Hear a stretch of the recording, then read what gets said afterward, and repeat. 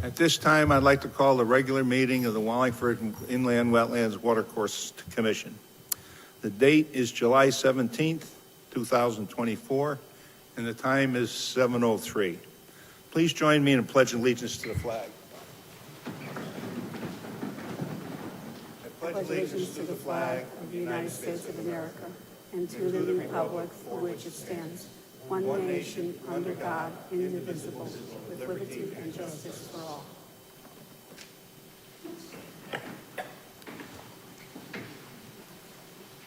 Start out with a roll call. Allie? Eileen McCain. Nick Kern. Jim Vitale. Deborah Phillips. Michael Caruso. Jeffrey Necchio. Heilman. Turn it you- on. Sorry, had the red light on. Aaron O'Hare, environmental planner. Okay. The first item on the agenda tonight is a public hearing. It's based on application 24 4.7, 898 Church Street, Vincent Peretta. This is for a sidewalk installation on Highland Avenue. Oh, I missed it, excuse me. I checked it off. I'm ahead of myself here.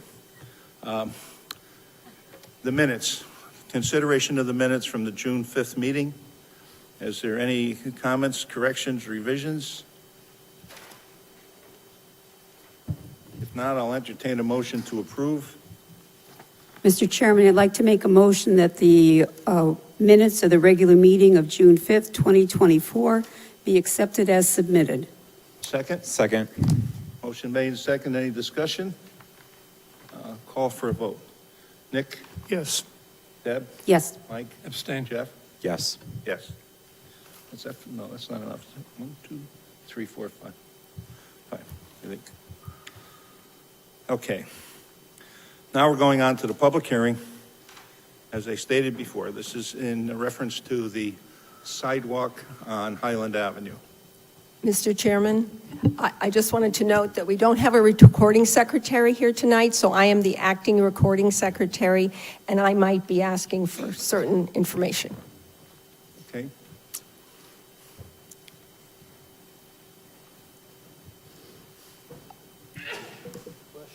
May I go through some of the paperwork on this, the housekeeping on this, before we open the public hearing?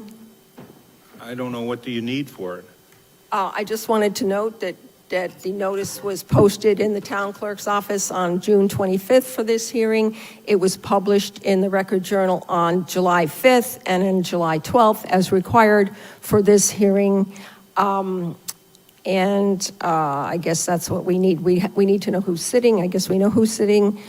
And I guess that's it for now. We did get a lot of correspondence coming in over the last 2 months on this project. Okay. I believe Mike and Jeff, you're regular members, right? So it would be Mike, Jeff, Debbie, Nick, and myself are the 5 regular members of the commission. So, yes, sir. Your turn. Okay.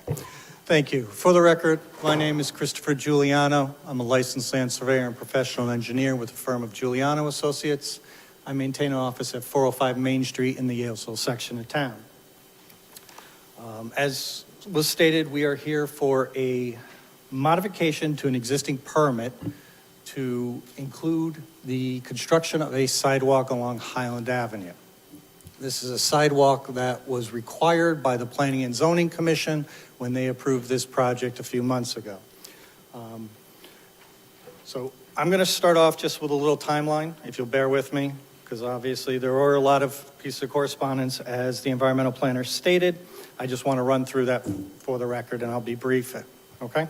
If I don't like what I hear, I'll stop you. That's fine. On April 18th, the application was submitted. April 30th, we submitted revised mapping based upon a comment from the environmental planner that was received by my office April 22nd. May 1st, I revised the plans once again because of a Scrivener's error on our maps. On May 22nd, we received our first written comments from the environmental planner. May 25th, you received a memo from the law department regarding the project actually two memorandums, one dated May 17th and another dated April 25th.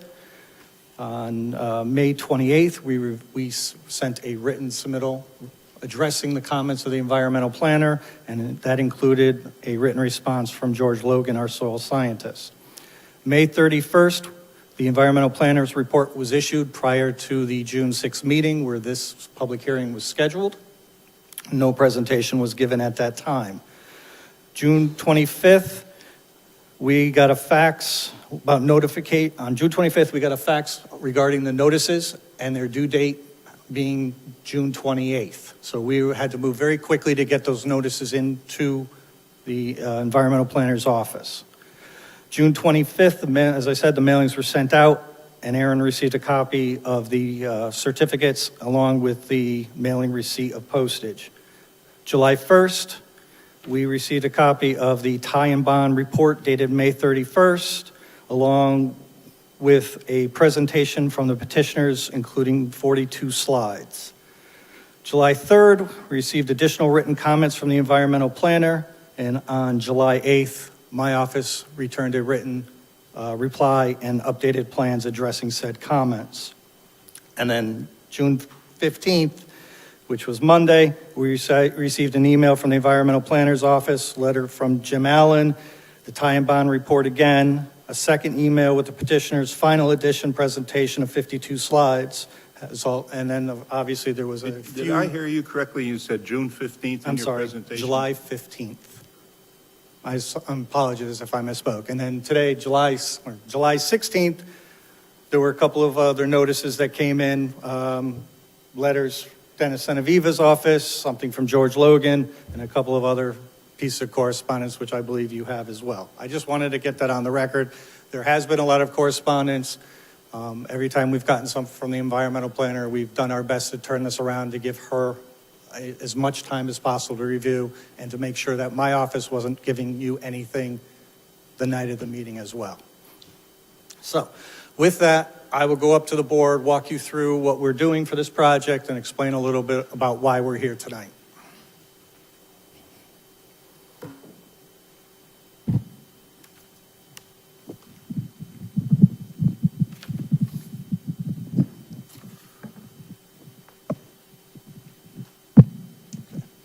So as we all know, this project is located at the corner of Route 68, Church Street, and Highland Avenue, which is located right here.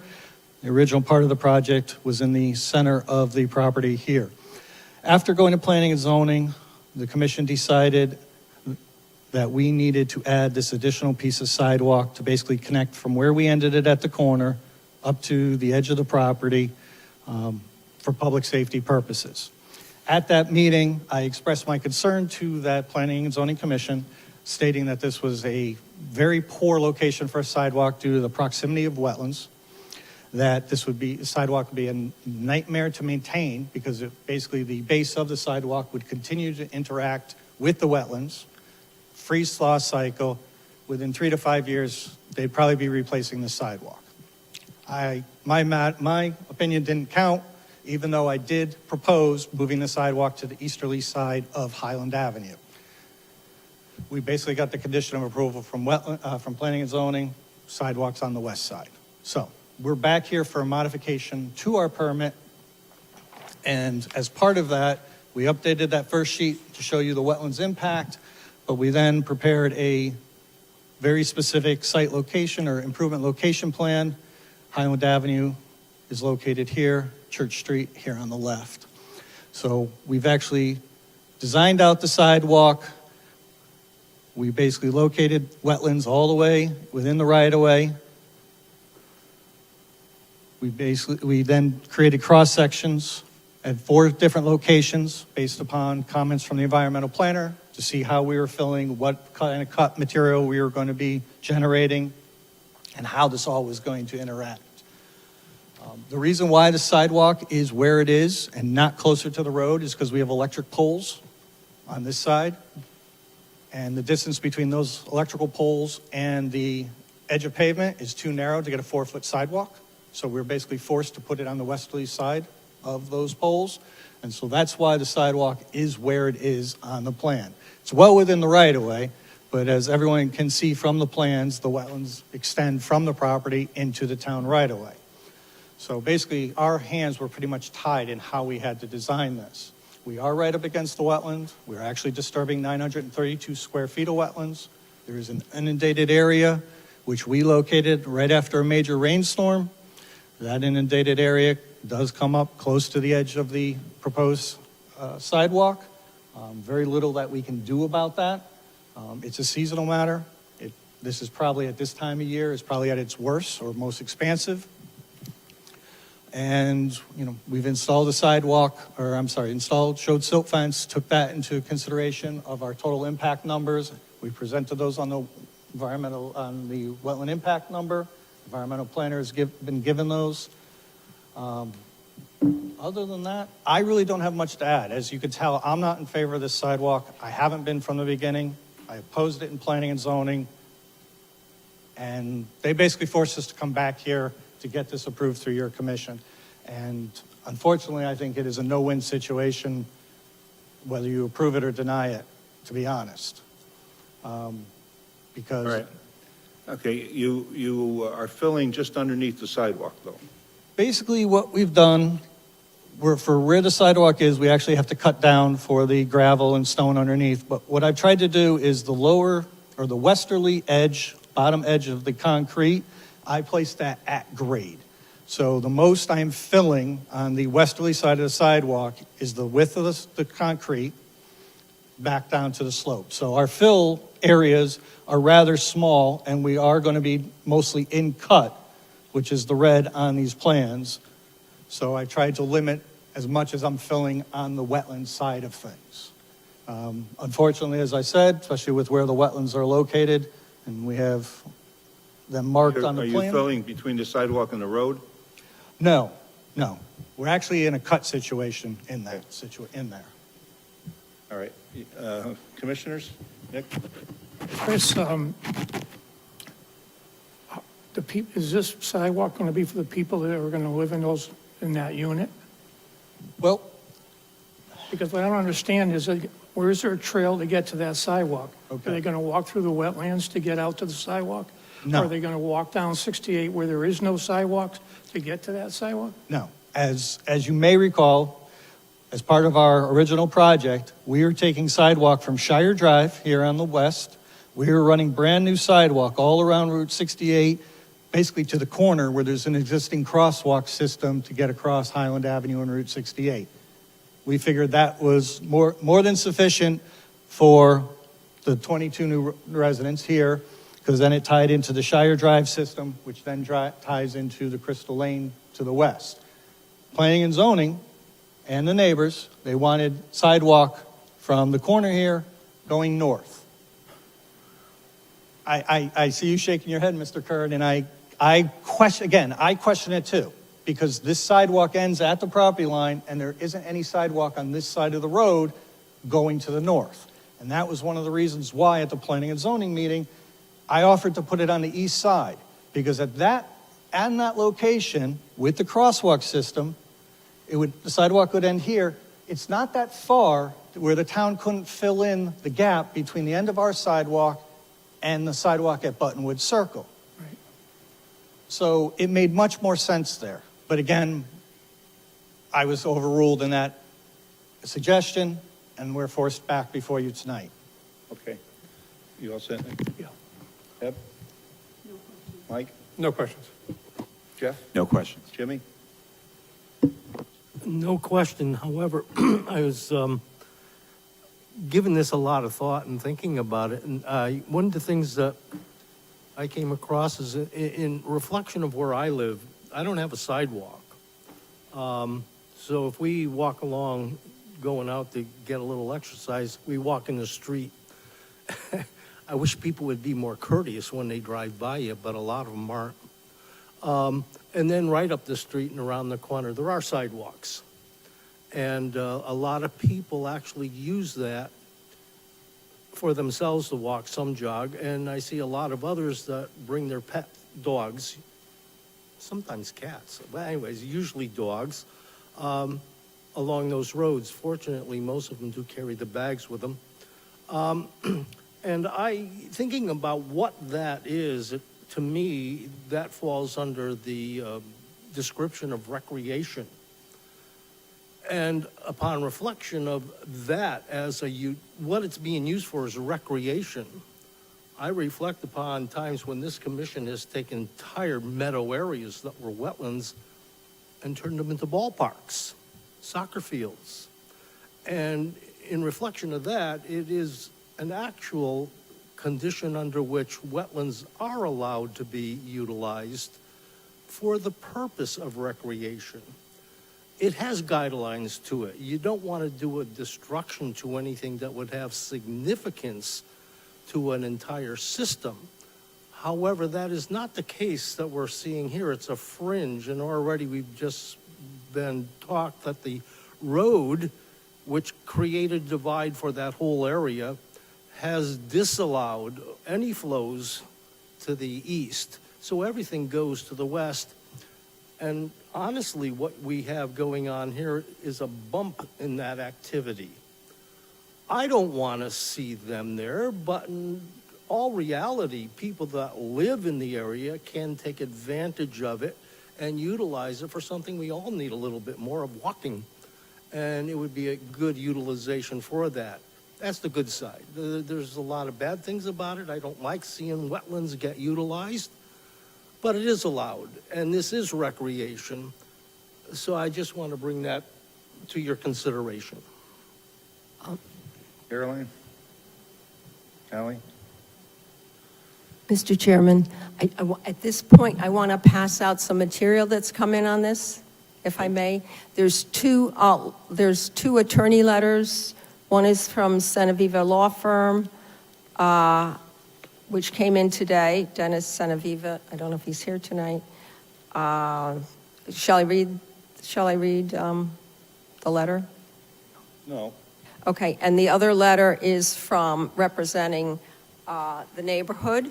And I also want to pass out the material that came in today from George Logan, the wetland scientist, which is on the dais. I just want to take a minute to pass those out, if I may. Mr. Chairman, if I can just, while Aaron's passing that out, I just want to make one statement about Commissioner Heilman comment he made. And I brought this last board. You had mentioned, Mr. Heilman, about the watershed where water doesn't go to the east, comes to the west. This watershed here, which is my area P1, actually flows to the north, enters a culvert here, gets into the storm drainage system in Highland Ave, and goes to the east. I just didn't want anyone thinking that what we were doing impacted anything that we've already designed to the west. And there's a reason why I just wanted to bring that and clarify it. Very important. It is important. Thank you.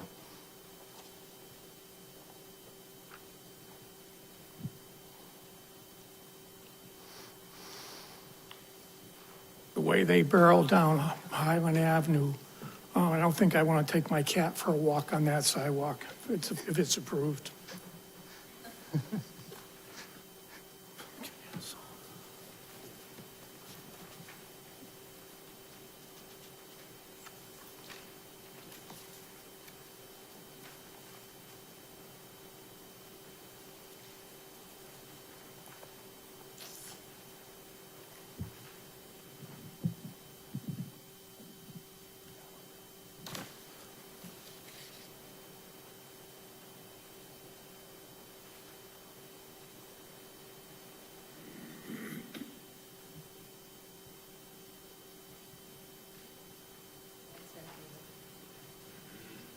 What did you give me Sigrun's for?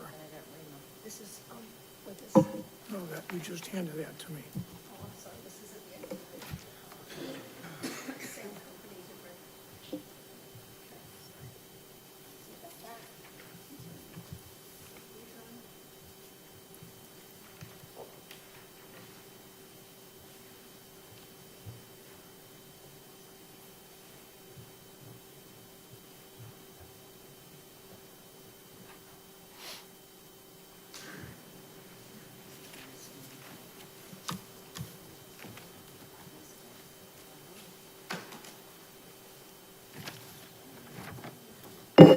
printing on the back.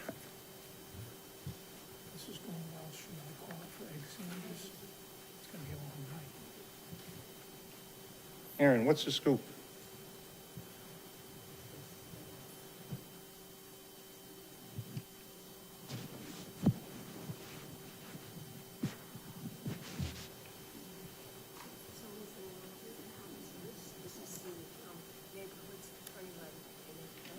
Yeah, but, look, it's incomplete. It's incomplete. Well, isn't there a second page?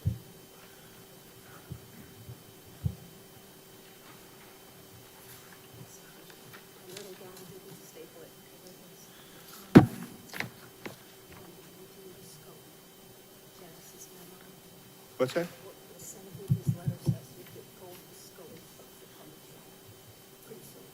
And what's the scope? Well, go ahead. I mean, we've got this, because this is all crazy. But what's the scope?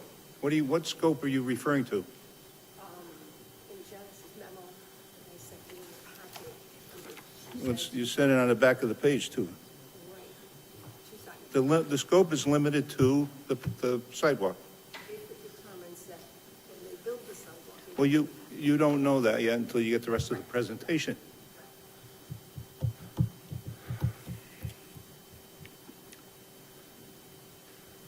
All right, you all set, Aaron? Yes, thank you. Okay. Let me point out something that we established 2, 3, 4, 5 months ago. Any documentation to be heard tonight must have been received by last Friday.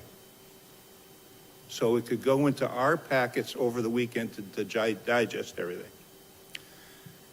On other applications, I've closed the meeting and moved on because nobody's got time to read all this and study this and do the job we're supposed to do. Because this is a public hearing, I will continue the public hearing and see where it goes. But trust me when I tell you, the public hearing is for strictly what's on that map and that sidewalk alone. So I will continue to the public hearing. Is there public that wants to speak on this application? Come up to the microphone, name and address for the record. If there's multiples, please get close to in line so we don't waste a lot of time traveling. Thank you. Good evening, Mr. Chair, members of the commission. My name is Attorney Timothy Lee. I represent a group called Save 898 Church Street, who is a group of concerned citizens in the general area of this development. I did submit a letter today summarizing the position of 898 Church Street with respect to this application. The agenda is long, so I'm going to skip over the letter and just paraphrase certain portions which I'd ask the commission to consider. In particular, we have developed certain information that was not present, that the commission did not have the benefit of when you initially heard and voted on this application. As a result, we're asking that the commission take the opportunity to review the entire application. Pursuant to Wallingford Inland Wetlands Regulations, Section 11.9, the commission has the authority to modify, suspend, or revoke a permit if the information submitted by the applicant proves to be false, deceptive, incomplete, and inaccurate. Well, let me stop you right there. We're not going to do that. Okay, we're not going to reopen the application that's already been approved. Very well. I want to move on to the sidewalk, please. Yep. Well, I did, as part of my letter, just for the record, I did submit the report from Ty and Bond, which has been submitted a number of times already. That does reference certain deficiencies with regard to the development of the site. We certainly hope the Wetlands Commission would take that into consideration. In addition, since the time the commission voted, there have been vernal pools which have been identified on the property. In fact, if you look at the conditions of approval of... Are they in the sidewalk? Pardon me? Are they in the sidewalk area? Well, yes, because Well, I'll reference it, and then we have some people that will identify where the vernal pools are located. But in particular, the condition number 15 of the Planning and Zoning Commission, condition of approval number 15, says the applicant shall commence construction after vernal pools are dry and amphibian breeding season is over. Vernal pools are considered inland wetlands. They're subject to your jurisdiction, and the general rule of thumb is that development within 750 feet of a vernal pool is discouraged because of the public policy of preserving vernal pools because of the function they serve in the environment. We have a number of speakers that you're going to hear from tonight. They will go through and identify the location of the vernal pools and how it has an impact not only in the project as a whole, but on these particular sidewalks that are before you tonight. In addition, Andrew White from Ty and Bond is here tonight. You have the benefit of his memo. The memo did discuss some technical deficiencies with the application. I appreciate the chairman's position Which on that. application? This application? Pardon me? There's deficiencies in this application? The This modification, this sidewalk? no, what I was going to say. Stop. Yeah. No, I've been called Your Honor before, and you know what that means. You've been there. Not going there. No, and I was going to specifically say, I'm not going there. I'm not going to have him address the technical deficiencies in the application, there's report. I appreciate the chairman's position on that, so I don't want to belabor that point. However, he will say that there is sufficient evidence of vernal pools on the site, and based on his expertise, he thinks his recommendation to the commission is that they obtain a third-party environmental analyst to investigate whether there is a vernal pool at this site. Andrew is here. If that summarizes Andrew's position, I will not call him to testify, and I will turn it over to other members of 898 State Street to conclude the presentation. Thank you.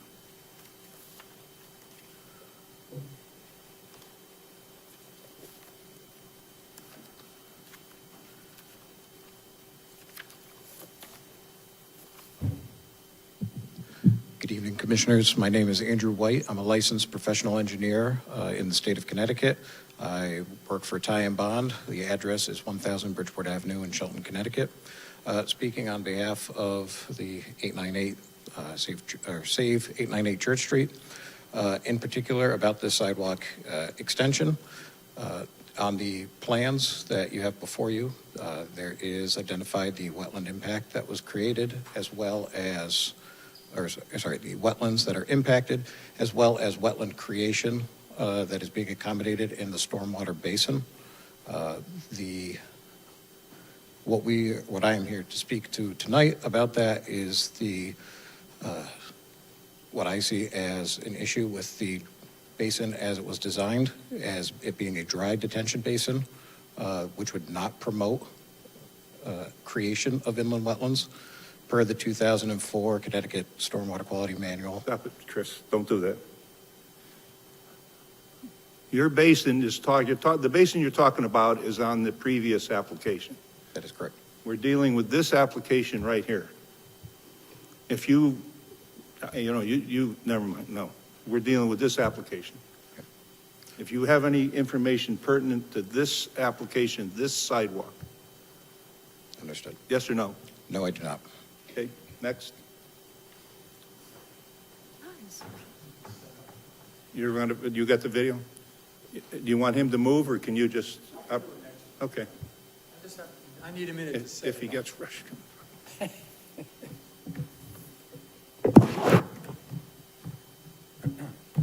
the green on or off? Green is on. Green is on?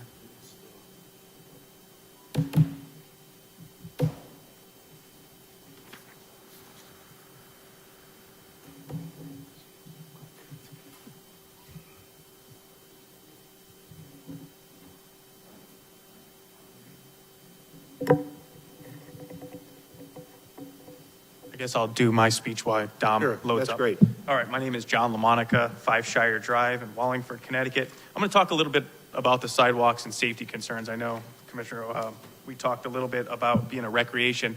I don't see this as recreation. I see this as an absolute need. I'm on Shire there, and the only sidewalks we have are going, I think it's North. eastbound, back towards the Cheshire area, the reservoir. When this development gets put up, they will have a sidewalk, but it basically goes to nothing. And we really need it going down there. I'd like to do, runs and stuff like that. And when we originally went to planning and zoning, we gave them a whole bunch of information about how many cars passed, the different accidents and things like that. Since then, that's why they are requiring this for safety purposes. But since then, on May 6th, 2024, a white truck about, I would say not at that intersection, but the following intersection, jumped a curb, hit a utility pole, and that passenger did pass away. So that was in May. On May 11th, right outside my Shire Drive, I would say about 800 feet from the actual site where it was being built, a car was traveling, and these are police reports from the Wallingford Police Department. It was traveling westbound on Church Street. The car was going so fast that it jumped a curb. They lost control, jumped a curb. It says that it hit 1, 2, 3, 4 cars, rolled, and then hit into the house. That house is still under construction, and that's where it ended there. I think those sidewalks are an absolute necessity, and I think, not putting them up or denying it is a real problem. So that's all I have. Thank you. Thank you. Yes, sir. All right, my name is Dominic Santilli, and I live at 5 Shangri Lane. My property abuts 898 Church Street on their... I don't know what's given us that bang, bang, bang. Too close to them. A simple fix. My property is on the north side of 898 for about 250 feet or so. My wetlands abut their wetlands. Now, with reference to the sidewalk, I had quite a few photos of the animals that live within our neighborhood, but listening to what you just want to direct everything to the sidewalk itself. I'm going to direct my attention and part of my presentation to the vernal pool that's located right on that northwest corner. I believe Mr. Giuliano stated that the flow of the water in that area will flow north into the culvert and then under the driveway that was built when this project, the church was first built. And then under Highland Avenue onto the so-called wetland on the east side of Highland. I believe that's what he said. 3 of us inspected that drain. The 12-inch drain on that northwest corner is about a foot higher than where that water level was that we inspected. There was a lot of water there about 2.5 months ago. It didn't even reach the culvert so that it would drain. We had another rainfall, real heavy, and we got that level of the water on that northwest corner rose. And there was just a little trickle coming down, and it emptied into the well that's there. And then from there, it went on to the road grade that's on Highland Avenue. And then we walked across the street where we were told it was supposed to empty onto that property on the west side of Highland Avenue. There was no culvert on that side. I don't know if any of you inspected that. There was nothing there. West side or east side? East side, thank you. On the east side. We found no culvert. The 3 of us, we looked and walked, it's right there on the right of way. Nothing. So if we get heavy rainfall and the water flows north, as has been said, that water's not going to go anywhere. And I don't know who's going to be responsible. I think an inspection of that is well worth it. So I'd just like to go into the habitat, which is that northwest corner where the sidewalk will cut into that wetland, which is a vernal pool. And we're asking the commission to get a third party to inspect that and to certify that it's a pool or not. But it has all the indications. I've done a lot of research for the past 2 months. And there are the animals that the vernal pool, that area, supports for existence are varied, from salamanders to frogs to toads to shrimp. Putting a sidewalk there is going to basically eliminate that whole northwest corner. Because think about it, during the wintertime, if the sidewalk is built, from what I gather at the rendition that Mr. Giuliano showed, the sidewalk is about 2 feet lower than the road. So snowplow goes down there, you're going to get all that snow and whatever they put on the road onto the sidewalk. The maintenance crew responsible for the snow removal is going to remove the snow or put salt or whatever on that sidewalk, and it's a long sidewalk, and you're talking about a lot of material. As the snow melts or we get a rain, it's going to wash it all into the so-called vernal pool. Another thing on his diagram, let me show you. Let's see, we'll get it up there. I was just going to, is it up there? Okay, good. DEP identifies the word watercourse as to include vernal or intermittent body. In Mr. Giuliano's diagram, on that northwest corner where the sidewalk is going to cut into, it identifies standing water. And I'd just like to know why Mr. Giuliano's engineer, if he is a vernal pool expert, looked at it, if he could tell us whether it definitely is or isn't. I think we need to get a third party to come in and take a look at that one. The body of water that Mr. Giuliano indicated. I'm not going to go into this because it's pretty clear, because within the state statute 2236, the legislative finding is that the wetlands and watercourses, which includes vernal pools, are an interrelated web of nature, essential to an adequate supply of surface and underground water. It goes on to say, and also to the existence of many forms of animal and aquatic plant life. I'm just going to skip over these. The kind of animals, I just wanted to show everybody what animals depend on the existence of vernal pools, from salamanders to toads to frogs. I can verify that we have the existence of eastern box turtles. As a matter of fact, just last week, there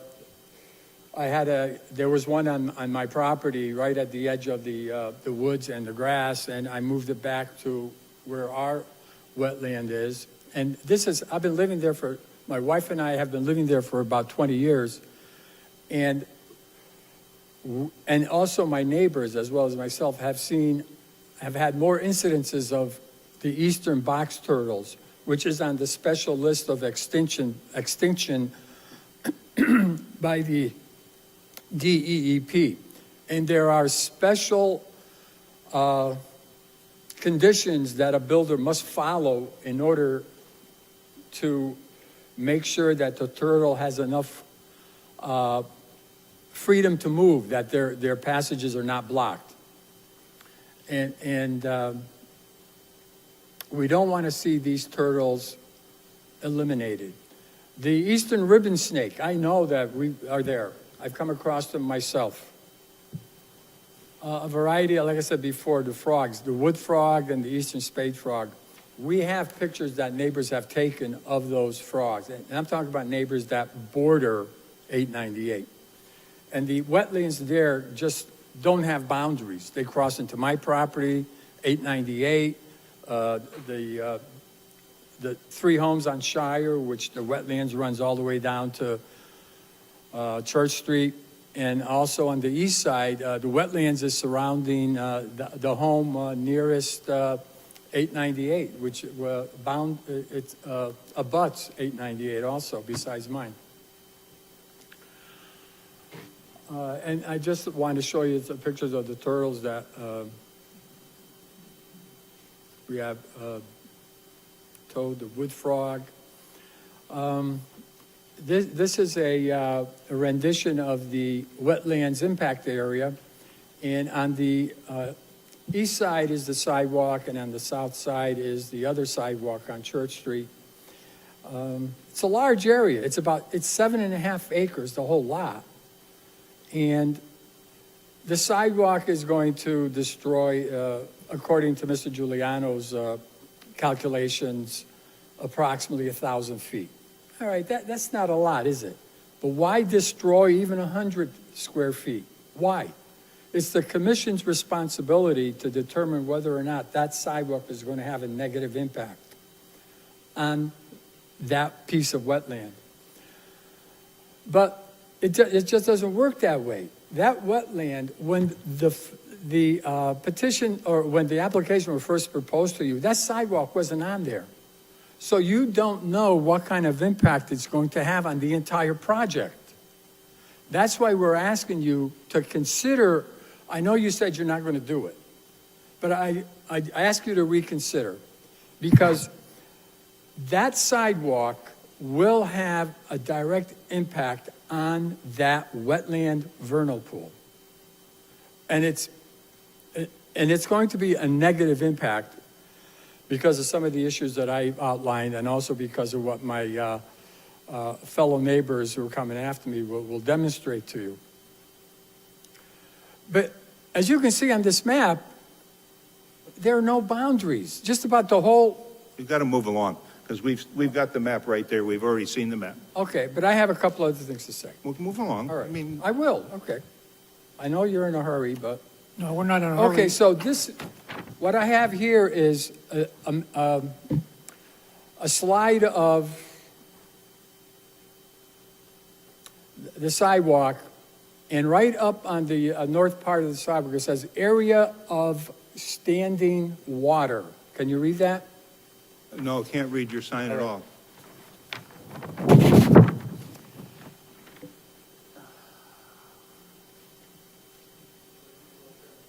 Sure, yeah, if you could, that'd be Can great. definitely do that. The area where it says the area of standing water, Mr. Giuliano.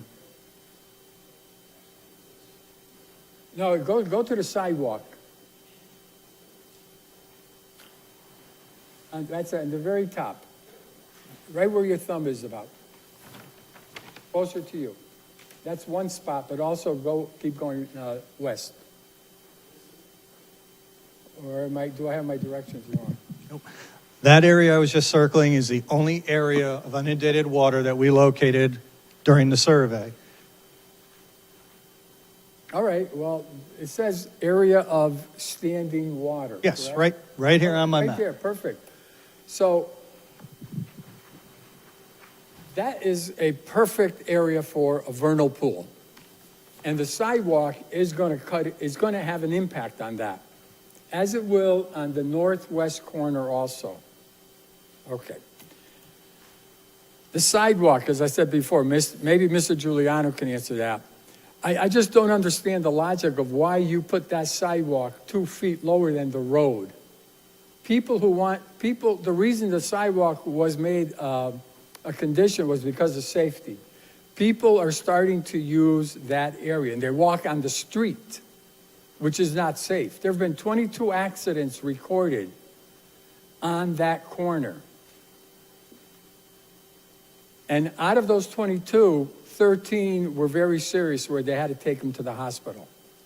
So that's why the sidewalk was set as a condition for P&Z. Now, why would you put the sidewalk 2 feet lower than the road? I don't understand that. For safety. You know it was for safety reasons. Would you like me to directly answer it, or do you want me to wait? It's up to you, No, Mr. you- Chairman. I don't Thank want to you. start the back and forth. Thank but- you. But give them a short synopsis. We couldn't put it closer to the road. No, not closer No. to the road. Let him Higher. finish. We Let couldn't him put it finish. closer to the road, which was at a higher elevation because of the poles, as I stated earlier.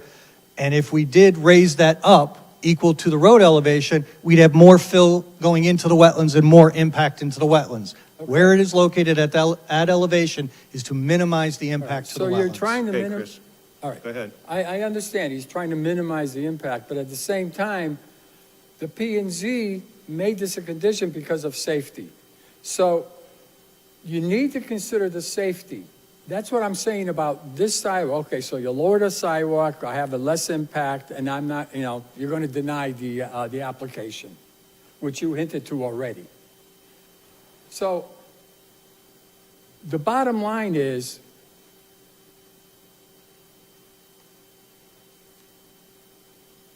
the commission needs to come back with, let me just get this out.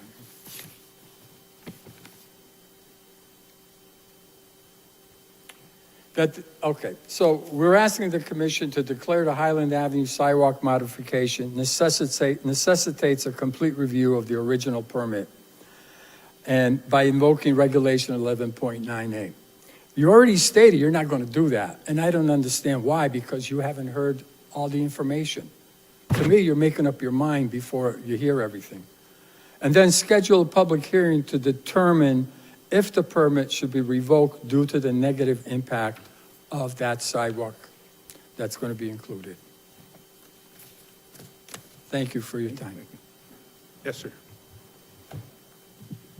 Brad Samus, 4 Ryan Drive. Seems like there's quite a lot riding on this assertion that the site is draining northward. There's publicly available topographic maps of the site. The north end of the site is 300 feet above sea level. What was provided by the engineer, the cross-section of the sidewalk, shows Highland Avenue at an elevation of 271 feet. It doesn't make sense to me how the water is going to go from 271 feet up to 300 feet. The whole site drains downward towards Route 68, and obviously his plans show the water draining off of Highland westward. That's toward the detention pond. The whole engineer that we hired for thousands of dollars, because the town told us to, is about this detention pond, which the sidewalk is going to drain into, and now you're saying you don't want to hear our engineer that you told us to hire at our own expense. It just is unacceptable.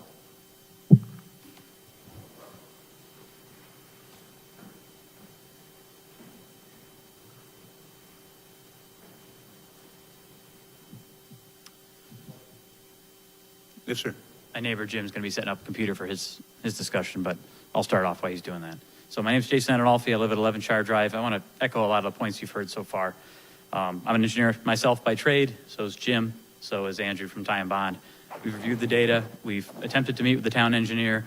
We found numerous issues with the design of the biofilter, the detention basin, stormwater filtration, incomplete impervious surface reduction calculations, and inaccurate wetland area impact calculations.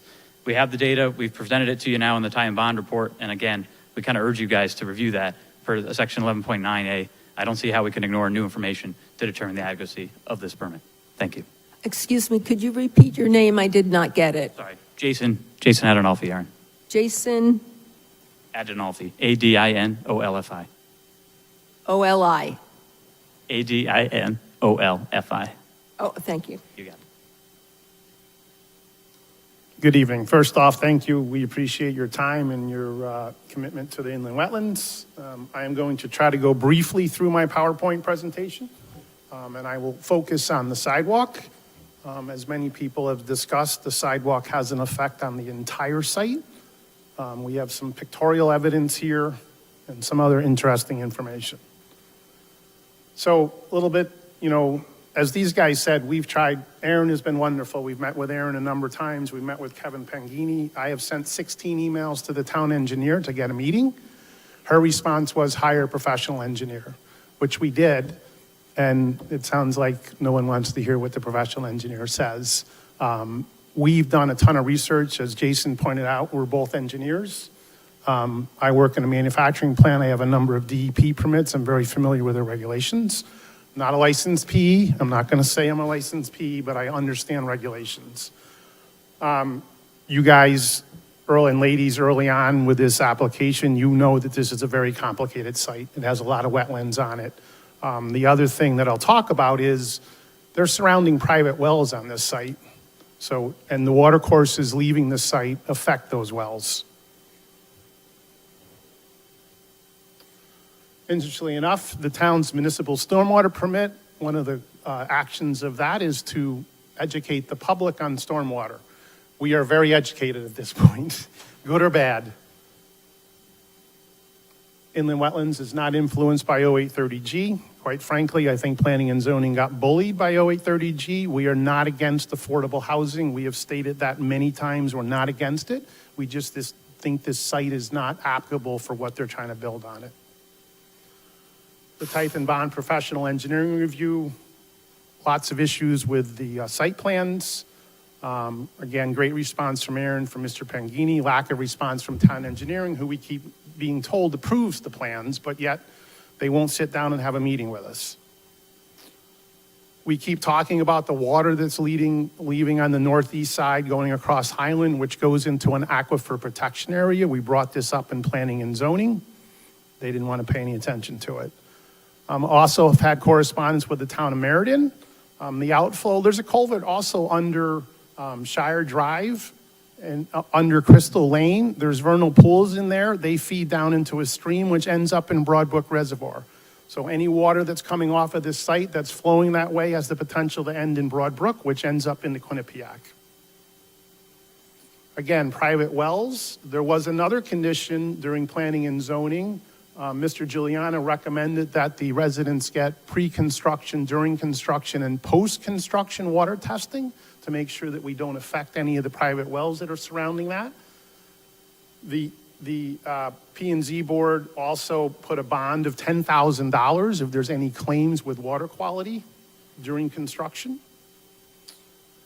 This is a little bit of a map of where the detention pond is. And again, why this is applicable, as Brad pointed out, if you look at the topography map, this sidewalk is going to drain into the biofilter, which we'll talk about in a minute, and the detention pond. That detention pond flows under a culvert under 68.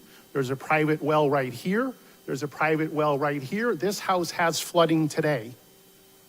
So there's going to be more flooding over there. There's another house down here. That well is 68 feet from this water course. This water course goes down in the Parker Farms and ends up in the Quinnipiac. An environmental engineer would say there's a high probability of water entering private wells. The proposed sidewalk, again, Highland is where that sidewalk is 433 feet long. It increases the impervious surface by 6% on the site. It's a pretty substantial increase.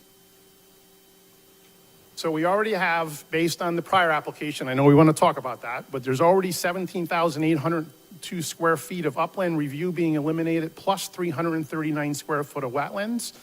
The sidewalk disturbs another 3,564 square feet of upland review and will eliminate a minimum of 932 square feet of wetlands. And when I say a minimum, we'll get to some of the drawings and talk about some of the errors in the calculations. So we're talking about eliminating 1,271 square feet and 21,366 square feet of upland review. We must protect our wetlands. As Dom talked about, there's a lot of animals on that site. Vernal pools. Now, I don't have all the drafting capability that Mr. Giuliani has, but we flew a drone over the site back in March, and we'll get to some of those pictures. And a lot of what's been focused is on this vernal pool in the back corner. And we'll talk about some definitions of vernal pools here in a minute. But why didn't anybody find these vernal pools during all the analysis that the soil scientists and other people did? And that sidewalk will go through that vernal pool in the northwest corner. Again, the engineer pointed out applicant shall commence construction after vernal pools. P&Z acknowledged there's vernal pools on site. We're asking for a third party or a site walk to look at that. There's, as the attorney talked about, there's also a lot of requirements within the Connecticut Stormwater Manual in regards to vernal pools. It was noted in the July 26th inland wetland meeting by professional engineer Giuliani. The big issue here is the amount of wetlands on site. Two of the commissioners made comments of the site. Of course, you're going to have a problem because the last 20 years it's always been wet, and no matter where you look, in there it's wet. And there's a number of abutting residents. There's still water on the site today. There's still standing water on that site today. I don't know if anybody's been up there recently. So this is a drone view, and what's outlined is that vernal pool along the northwest corner. It's pretty substantial, about 4,000 square feet back there. That sidewalk will cut through it. Here's some side views of the vernal pool. You can see all the water.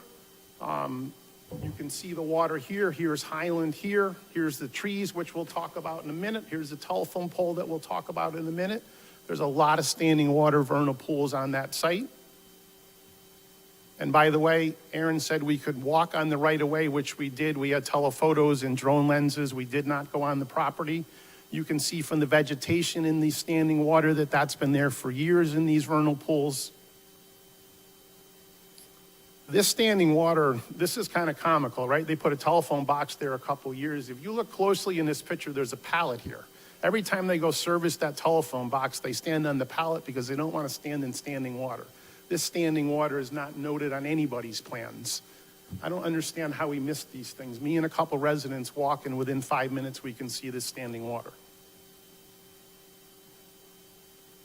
So again, we believe that we should conduct a site visit to understand where the vernal pools are. They keep talking about proposed filling of a vernal pool towards the center of the property that has been labeled been man-made.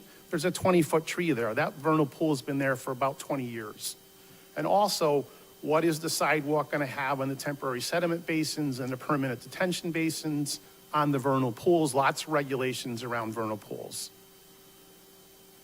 Lots of definitions about vernal pools. I'm not going to go through all these details. You folks are very familiar with those. This one was very interesting from the Connecticut Association of Wetland Scientists. They have a whole bunch of information on it, but one of their definitions is capable of supporting breeding. Right? Doesn't mean you have to find amphibian eggs in the vernal pool. Is capable of supporting breeding. As Dom said, we have plenty of pictures of frogs and toads and salamanders and turtles coming off of that site. I really think we need to look and understand where the vernal pools are and how this sidewalk is going to affect the vernal pools. Interesting case back in 2009 in the town of Putnam, where the inland wetlands asked for a wildlife inventory as part of the review of the wetland permit application. Again, another definition of this one's from DEP. Believe it or not, they don't actually have an actual definition of vernal pools. Obviously, we've talked about the protection of wetlands. One of the things that's extremely important to the residents that have private wells, right? We want to make sure that, you know, what's coming off of that site, that water quality is good, right? So as Dom pointed out, they're going to treat the sidewalk. That's going to end up, as Brad talked about, look at the topography map. All that water is not going to go under Highland. Some of that water is going to flow over to where the biofilter is and where the detention basin is. We have professional engineering evidence. It's very clear to us that the biofilter is extremely undersized, extremely undersized. The state of Connecticut regulation is it needs to be 25 foot long. It's 7.5 feet. It's not going to filter any water. It's not going to change the quality of water. It's not going to clean up the water that could end up in private people's wells. The degradation of wetlands, right? And it's not just in the wetlands, it's because of activities around the wetlands, such as soil erosion, right? I mean, we're going to be moving dirt around here. This quite honestly is comical. I went out with a tape measure. I measured from the curb to the telephone pole. It's 3 feet. Yet, if you look at the cross-section of the drawing, we're going to start cutting away from the curb at 2 feet. Not sure how we're going to do that with a telephone pole in the way.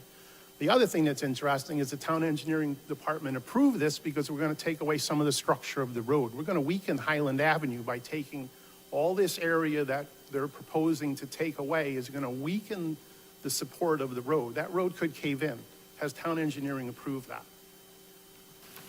And there's 3 telephone poles along the way. So again, if you look at, you just got to look at the topography map. The last time I checked, water flows downhill. Doesn't go uphill. Some of the water in the north end may flow into Highland, but the vast majority of it is going to flow right down to the biofilter and right down to the detention pond. We talked about around the telephone box, there's standing water. It's not on anybody's drawings. Again, I don't understand how people can miss that. We're going to add impervious surface. This drone shot is really interesting. See this big reflection here? That's right in the middle of the site. When there's a rainstorm, this water flows out towards Route 68. It goes over the curb of 68. The biofilter and the detention basin is up in this area. Guess where all that water from the sidewalk is going to end up? Trying to go through that biofilter and into the detention basin. On the site map, it says only 1 tree is going to be removed. There's trees 1 foot from the side of the road. I don't know how we're only going to take out 1 tree. I calculated there's going to be at least 4 trees taken out. Those roots go down into those vernal pools. Those roots go down into the standing water. That's going to be a mess. Again, on the site plans, it's showing that there's only 1 tree being removed. There's been lots of discussion about the dry detention basin. On this sidewalk presentation, it's claimed that there's wetlands area that's going to be created is 2,900 square feet. Right? There's been lots of conversations in many meetings about this dry detention basin. It's going to drain in 24 hours. It's going to drain in 72 hours. It's going to provide water filtration. It's going to do a lot of things, right? Well, the facts are that that detention basin is not a wetland, right? 3 designs for stormwater wetlands. Shallow wetlands, it needs to hold a 6-inch to 18-inch per minute pool. It needs to have extended detention shallow wetlands. You know, there's been a lot of statements about this, but it is not wetlands. You know, I'm surprised that someone didn't say, well, we're only taking 900 square feet. And this comment has been made before. We're giving you back 2,900 square feet. Again, that detention basin is not considered wetlands. It's a dry basin. And the other thing is we keep talking about the dry basin that's going to change the quality of the water. Dry detention basins are not designed to change the quality of water. They provide water quantity control as opposed to water quality control. They are not a primary treatment practice. They are conventional secondary treatment practice. If the biofilter was properly designed, we wouldn't have any issues with it. But the biofilter is not designed properly. Water from the sidewalks is going to end up in the biofilter, along with all the water off of the buildings and the parking lot. It's not going to get filtered in the biofilter. It's going to end up in the detention basin. It's going to outflow down along Route 68. There's a private well there. There's 2 private wells across from 68. You know, and, you know, it was commented in planning zoning. We've been very professional, right? We haven't put anything on Facebook. We've been very professional in our presentations. You know, there's been issues in town within wetlands. There was a cease and desist on Barnes Road, right? And it went back and forth. There was a third-party PE that said the engineer's designs of Barnes Roads was incorrect. The engineer in the planning and zoning meeting blamed it on the developer because of all the mud and water that ended up in the theater. We don't want mud and water ending up in people's property or polluting wells. That's something that we've been trying to stress in all of our meetings. We want to make sure that that water is clear. I won't talk about the temporary sediment basin. Dom already talked about the turtle on site. That was also a condition in the P&Z that they find the turtle, they tag the turtle, they find the turtle during construction if it does get approved. So basically, what are we asking for? Again, Chairman Vitale, you made a determination that we're not going to look at the whole permit. Based on what I've presented and what we've looked at with the sidewalk, we believe the entire permit should be looked at because of the way the water is going to flow. And again, we just have to look at the topography map. It's not it's not rocket science to figure out which way that water's going to go. We've talked about the vernal pools, right? I think we need to get a third party out there and determine, are there vernal pools or are there not vernal pools on the property? I'm not sure that July and August is the best time to do that because a lot of them are seasonal, but there still is water on that property.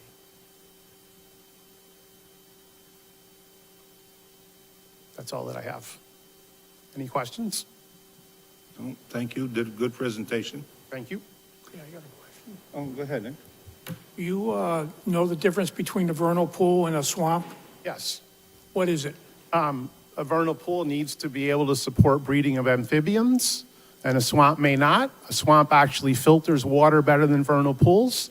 I spent 10 years in Georgia. I lived on a pond. I grew up on a lake in New York. So I've been around water and swamps all my life. And I also am an engineer and have multiple DEP permits. So I am not a professional engineer. That's obvious because you keep talking about vernal pools, and Mr. Giuliano has hired a professional soil scientist Understood. to go out there and flag the vernal pools if there is any. So we as a commission have to take the professional engineer's opinion and the professional soil scientist's opinion about whether there's vernal pools or not. Now, the other gentleman started talking about in the northwest corner, there's a vernal pool. Well, what about the driveway they put in there for the church? Northeast. I don't hear anything about the driveway that was put in there originally a few years ago along the west side for the church that never went down. So why isn't anybody complaining about that? You say, oh, everything is vernal pool, vernal pool, vernal pool. But I'm not quite sure you know the difference between a swampy area up there and a vernal pool. I've lived in this town 70 years, and I've frequently been up in that area because it's a beautiful deer hunting area. And when all you people moved in there because your houses were built in swampy areas, it was okay. But now that this project wants to come in front of us for low-income housing, all of a sudden everybody comes out of the woodwork and's got something to say about the way it's being done. And Mr. Kern, again, I am not a professional engineer. P&Z acknowledged there's vernal pool. That wasn't us. That was planning. I'm making a comment. If you go back and look at one of the requirements where vernal pools dry up. So that was P&Z. P&Z and the legal department can tell you all about vernal pools, but neither one of them is qualified to address vernal pools. That's why we're asking for a third party to go out and look at it. You're saying you don't trust the guy sitting next to you then, right? I'm saying you guys have asked before, you guys and ladies have asked before for a third party to go look at sites. That's all we're asking for. That will clear it up. So you don't trust us then to make the decision? I don't quite understand what you're here to present. I'm not saying, Mr. Kern, I have pictures. I have plenty pictures of too. pictures. There's box turtles all over that area up there. From the Cheshire Reservoir all the way up to Highland Avenue, there's box turtles. Exactly. I'm not questioning your guys' knowledge or opinion. I'm just presenting what we saw. And we hired a professional engineer at the recommendation of the town engineer. Her only email back to me was, my recommendation is to go hire a professional engineer. Because you're not happy with the application. She's a staff person for the town. She can't weigh either way. She can't give you a yes or a no. It's not her job to. Matter of fact, sometimes the town engineer puts her nose in too far where it shouldn't be. So if you need a third-party engineer and you can get the applicant to approve or he'll go along with it, that's fine. That's up to you people. I don't feel as though we need a third party. Now, I don't know how the rest of the commission feels, but I believe Mr. Giuliano has hired a soil scientist to go out there and flag the vernal pools. This isn't something that just started a month ago. This project's been going on for 3 or 4 years between a church and whatever else was going to go in there. Now it's going to be low-income housing. All of a sudden, we've got a whole flock of people that are upset with it.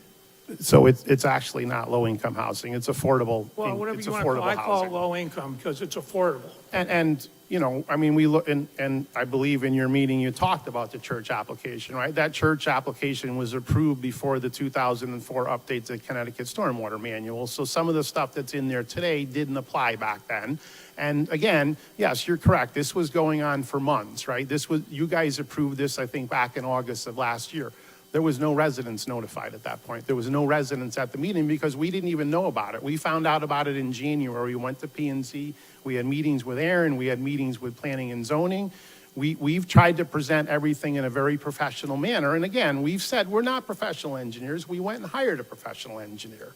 You talk about all these wells. These wells are going to get contaminated or polluted. What happened for the last 15 or 20 years? Nothing's going to change as far as the environment up there. They put it on the upland review area. They put this project on. And the water is going to flow naturally the way it flew originally.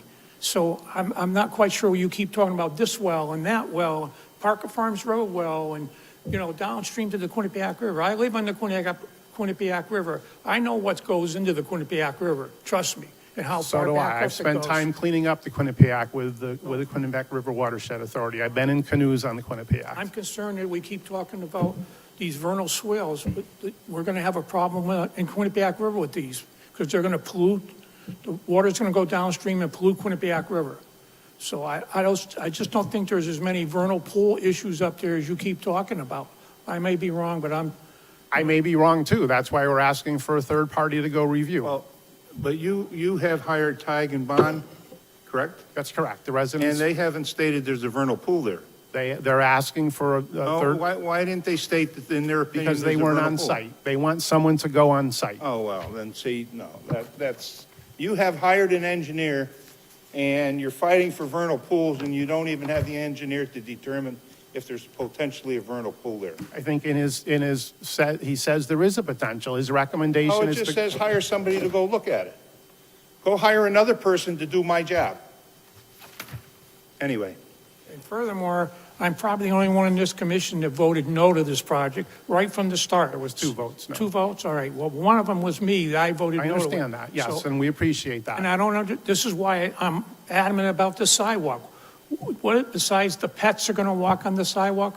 One gentleman said it's dangerous, people, you know, there's been a lot of accidents, whatever. This is not a good place to put the sidewalk. If they wanna put a sidewalk that will be used, they should put it in front of the project. There on is one in 68. front of the project on 68. They have to go to the state to get approval for that because that's on the state right away. Well, And again, planning and zoning right now seems to be on a big kick to put sidewalks in all development. Prior to this presentation in planning and zoning, they were talking about the Hyundai dealership on Route 5. They were trying to get them to put a sidewalk on Route 5. you know what the reason is? Because they don't wanna pay for it. The town doesn't I wanna pay for the understand. sidewalk. Yes, I understand that. But there is some safety concerns with it, so that's why it was in there. You know, P&Z put it in. Attorney Cervani and Mr. Giuliani were at that meeting. Mr. Giuliani made some comments about it, but they accepted that requirement. So again, I can't say that that's not correct. you all set? And Mr. Kern, I'm not questioning your folks' knowledge. We're just bringing to light some stuff that we don't think is correct. That's all we're trying to do. And again, we appreciate your time and your input into this. We do thank you. All right, commissioners, any other questions? Deb, Mike, Jeff, Jimmy? Just in kind of a conclusion, looking at the whole picture, that sidewalk is not a significant source of pollution like an industrial building might be. I look at it, I wonder, how is it going to affect the hydrology? Hydrology is very, very important for vernal pools, swamps, wetlands. And the key thing with the vernal pool is they dry up, disappear. They arise out of nowhere. There's no streams frequently associated. They just fluctuate with water table. They're very superficial, very interactive with that superficial water table. And when I look at this overall site, I consider the danger of people wanting to exercise. It's good to walk. And if you're being required by certain agencies to put it in, I don't like it there. I would like it on the other side of the street. And yet, at the same time, I don't see it creating any significant alteration of the hydrology in the area. I don't see it as a significant source of pollution that would alter a vernal pool. And the wetness along that road there, that's historical. It's a perched water table. And usually vernal pools are in depressions because that exposes them to the fluctuation of a water table. There could be minor fluctuations that could create what could look like a vernal pool, but you'd have to watch it for a year to see if it dries up or is it more persistent and therefore just a wet area. Yeah, I've seen vernal pools. They're fascinating things, and they are important to the ecology.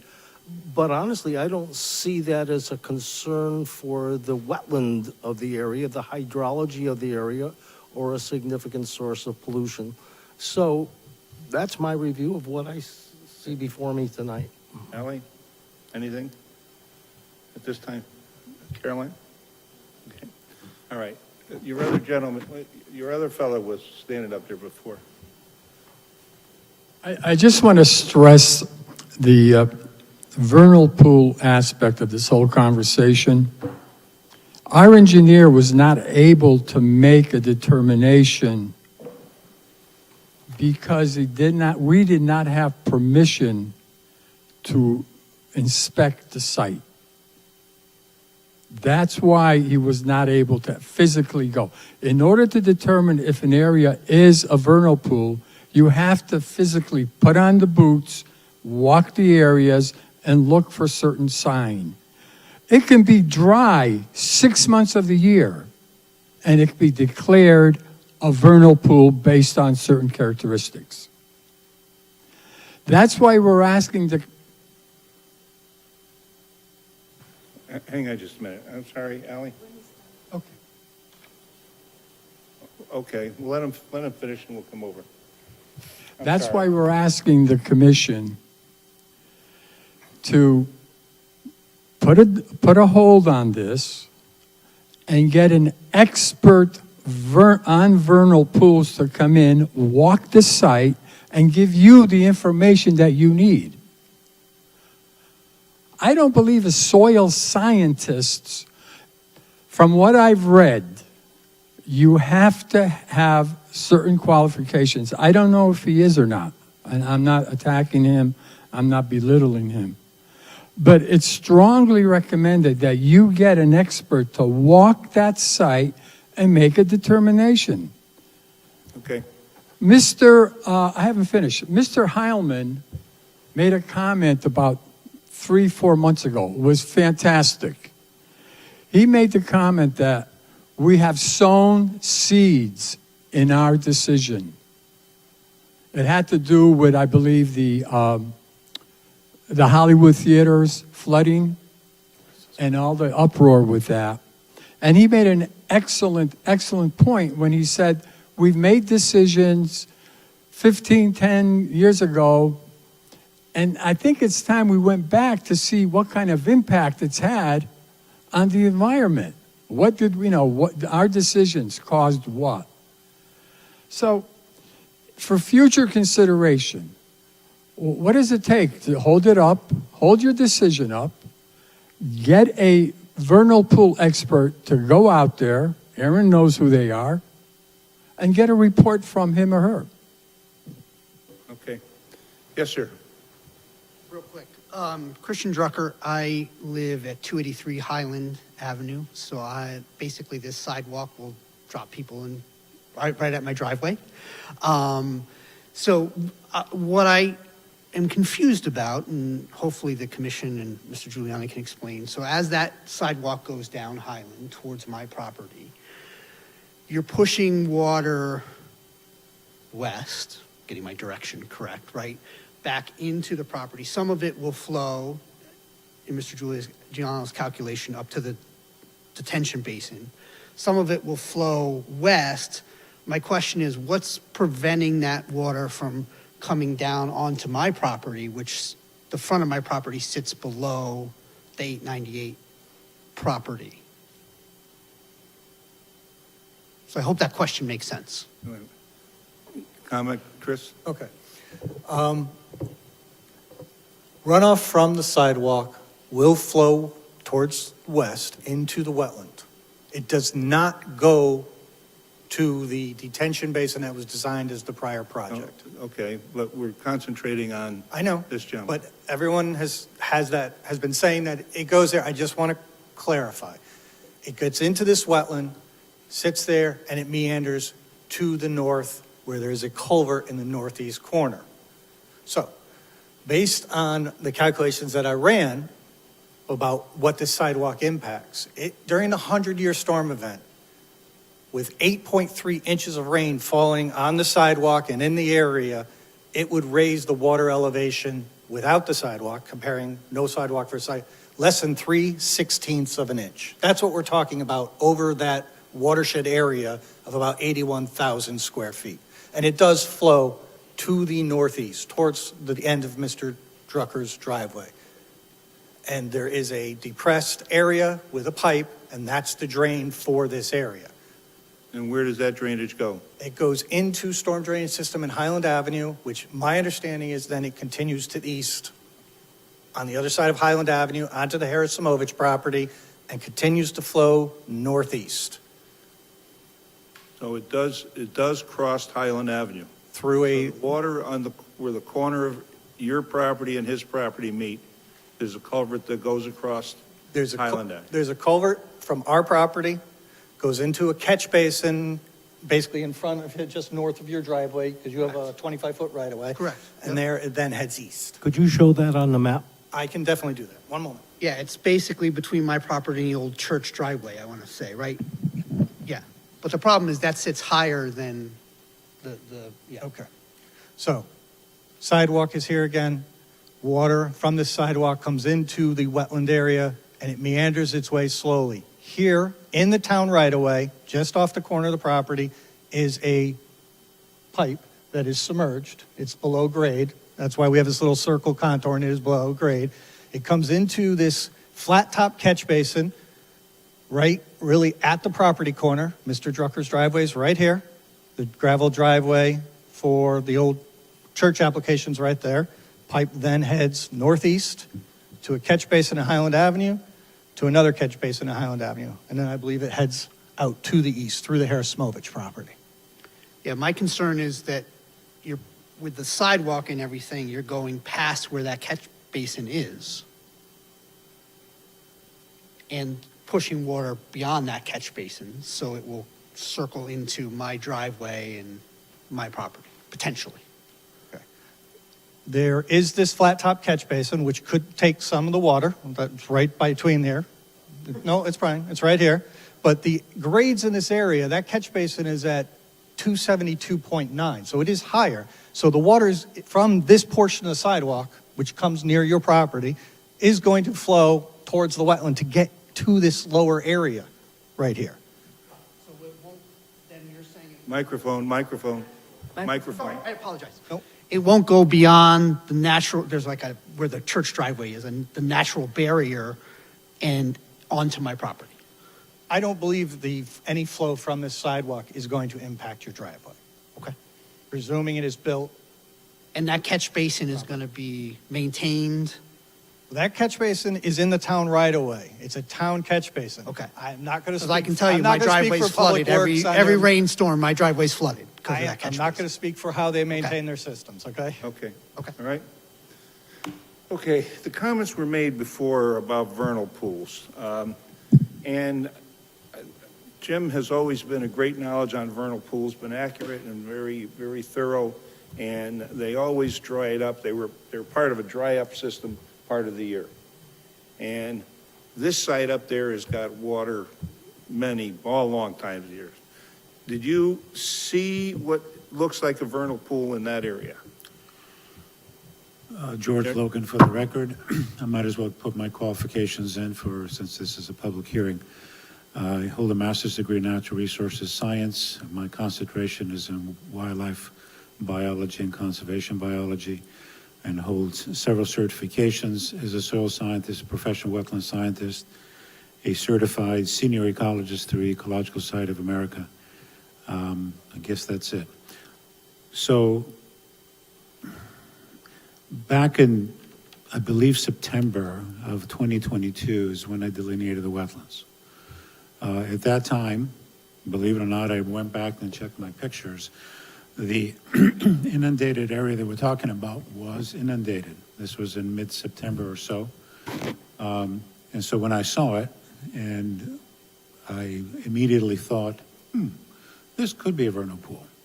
So one of the things I always do, and that September is a great time because what has happened, especially for wood frogs, which is the common obligate species that is associated with vernal pools, which had the highest possibility of being here, the neonates, or the young of a year, haven't dispersed yet. So they're kind of hanging out in the wet areas. And then sometime later, before hibernation, they disperse. And so I'm always looking for the little froglets jumping around. Didn't see any.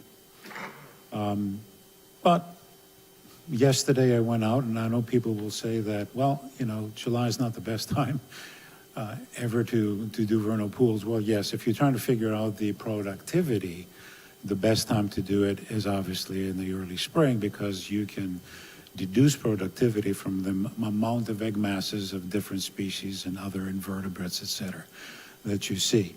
What I did see yesterday is that there's still water there. I think it was testified by one of the neighbors. I would say that there was an area of several hundred square feet that had 3 to 4 inches of water, and there was a couple of spots that were 6 to 8.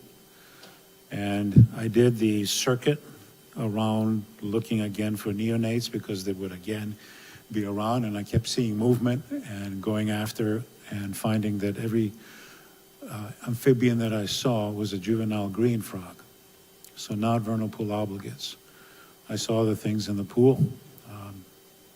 The invertebrate base was pretty robust. I've documented that in the report. So my professional opinion, and I could go into a depth of why, and it's linked with the presence of green frog and their ecology. This is not a vernal pool from the perspective of supporting the breeding and reproduction of obligate vernal pool species that you need to have, such as wood frog, abistomatid salamanders like spotted salamander, or fairy shrimp. One quick question. My experience with the box turtles, they're more in the woods than in the wetlands. Am I missing something there? Yes, you are. So this time of the year, when things kind of get a little crazy as far as the temperatures are concerned, what box turtles will do is they'll seek the wetlands, because they need to get hydrated. If they don't have those wetlands, they will basically estivate.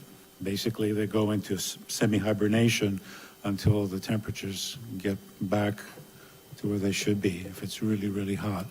As a matter of fact, 3 days ago, I was in a detention basin in Manchester, and I found a box turtle in the mud. So, yeah, they could be anywhere. And there are specific protocols for the protection that the DEP has put out. You move them, you point them back in the same direction they were moving. Yes, you sanitize, quote unquote, or clear the area by putting a perimeter fence around, and then you search for the box turtles, and you place them on the other side. Okay, is there any more comments from the public? Public hearing. I would like to note that this public hearing was not based on invasive activity, negative impact to significant activity to the wetlands. It was based on public concern. It throws a little different requirement depending what it's classified as. All right, we got stuff that got handed out tonight, and I don't care for that. Nobody has time to review it and study it. We've heard some other good information tonight. I'm suggesting to table this to next month. Now, everybody's got a lot of different things here. They brought up some good points. We countered with some good points. Jimmy had some great knowledge on vernal pools. So, Aaron, is there a time frame associated with this application? Yes, let me see when it was. It was received on May, it would have been at the May 5th meeting. It's the application, site plan. Yeah, May 5th would have been received. So, okay, let me count. Oh, okay, right. It seems like a long time, but with a public hearing, you count the statutory time limits, it opens up again, you start counting them again. So I'd have to check on this. Oh, do we need an extension, or can we just table this public hearing? Okay, typically, public hearings have the 2-month extension, but I think Attorney Lee wants to chime in. Well, I'll just give you, you This have. gentleman may help us Sure. with it. Yes, Mr. You have Lee. 35 days to complete the public hearing, so if tonight is the first night of the public hearing, you can continue it to next month without any extension from the We're applicant. not meeting within 35 days. Okay, so then, in that case, you would require an extension from the applicant to continue it to the September meeting. extension. Correct. And that would be satisfied. That handles all the legal aspect of extending it to September. If the applicant would consent to it, yes, that would handle it. Thank you.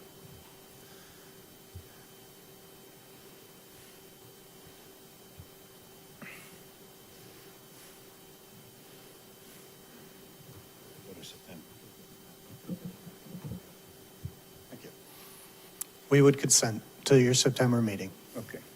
Now, commissioners, is this the route we want to go with this? Is this, we want to extend, we want to digest? Is there something else we want to look at, be involved? Or have we got enough information at our disposal? I'd like to table it. Okay. All right, and I'll table this till September. All right. Thank you for your time. Thank you. Thank you. Thank you. Okay. So just for the record, you're going to continue the public hearing at the September 4th inland wetland meeting? And they granted us extensions. Correct, yes, thank you.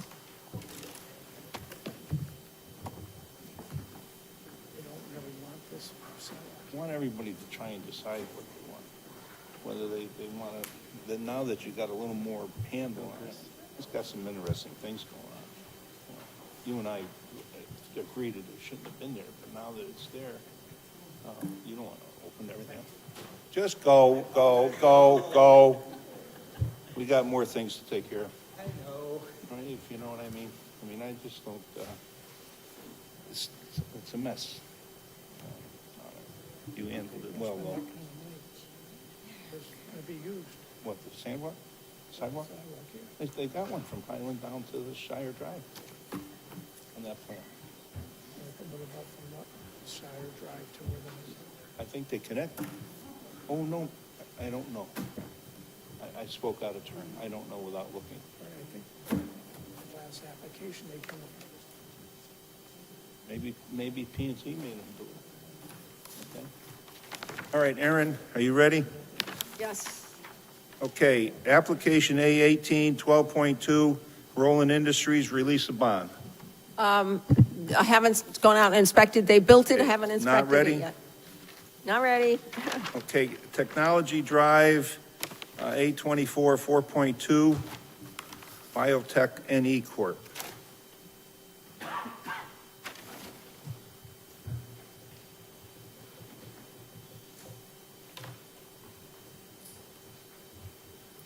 Yes, sir. Good evening, Commission. My name is Demetrius Tyler. I work for F.A. Hesketh out of East Granby, 6 Creamery Brook. I believe you guys tabled this from your last meeting. I'm just here to answer any clarification questions or any concerns you guys may have had from our submission from 7/12. Well, I think Erin's environmental report said there's some things that she hasn't been able to review yet and produce a report. Is that correct? So here's the report.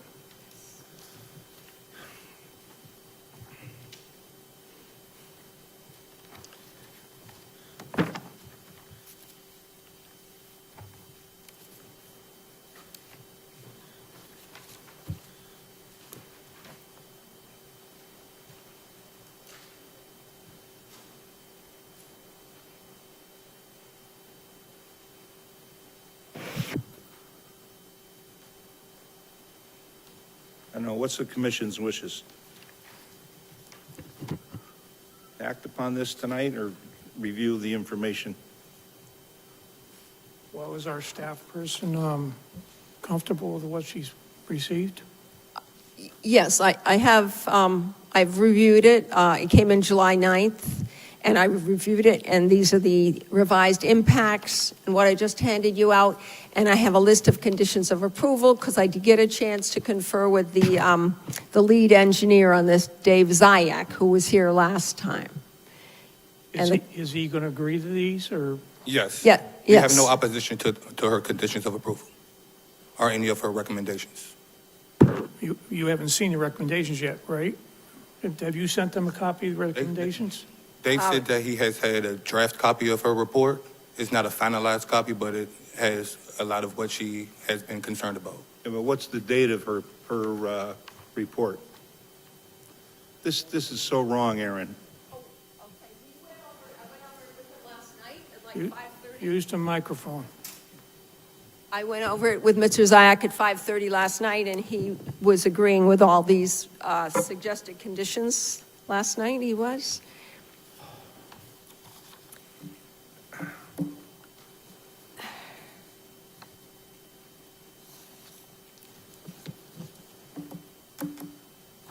I see no opposition to any of these conditions of approval. Oh, I should say, the ones we went over last night was number 1. The rest of them was from the report I wrote last Friday, which Mr. Zayak got last Friday. I emailed it to him last Friday. The new ones are, So what are we doing here? I'm ready to go on this. It's good to go. What are you going to do? With these conditions, I mean, I think this gentleman is here. You're agreeing to these conditions? Yes, sir. Anybody got any comments to them? Entertain it. Well, first of all, we got to determine significant activity. I think we did that. Yeah, we did that. So now, well, we didn't do it everywhere. So now we're voting on whether to approve or deny this application. Mr. Chairman, I'd like to make a motion that application A 24-4.2, 5 Technology Drive, Biotechnique Corporation, be approved. The application be approved with the conditions that are listed in the Environmental Planners Report of July 17th. Is there a second? Second. Motion made and seconded. Any discussion? Just one thing, I have no issues at all with the application. I think it's fine. I also would like to just comment that it is a highly contained area, actually, topographically, which is a good thing.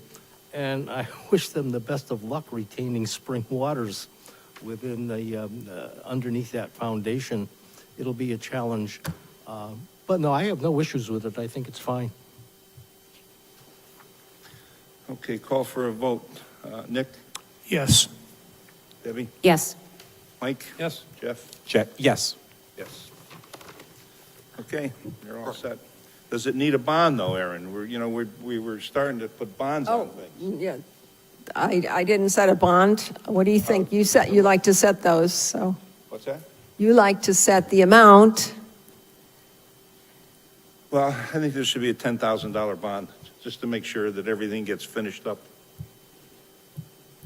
All right. Okay? Okay, so that would be, well, we got to amend the emotion. Okay, Mr. Chairman, I'd like to amend my motion on A 24-4.2, 5 Technology Drive, to add a bond of $10,000. Second. Second. Any discussion? Vote. Nick? Yes? Yes. Deb? Yes. And Mike? Jeff? Yes. Yes. Okay. Excuse me, I'm sorry. Could you come here? I have to record your name and such, if you would. Or do you have a card you could give me? Okay. Okay. Something unbelievable. This is going to be the latest meeting we've had in 5 years, I think. Yeah. Because we Okay, got yes. another beauty Last name? coming up. Yeah. Okay. Good. And your title is what? Project engineer. Okay.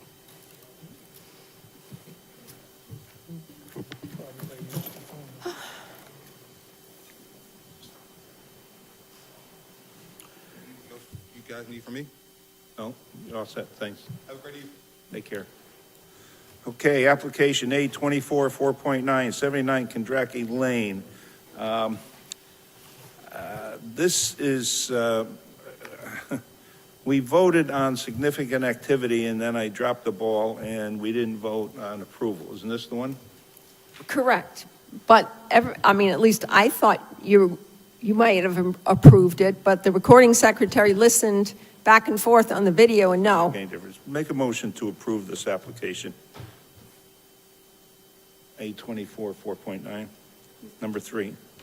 Mr. Chairman, I'd like to make a motion that application A24-4.9, 79 Kondraki Lane, Marcus Briles, stabilization of stream bank with blocks be approved.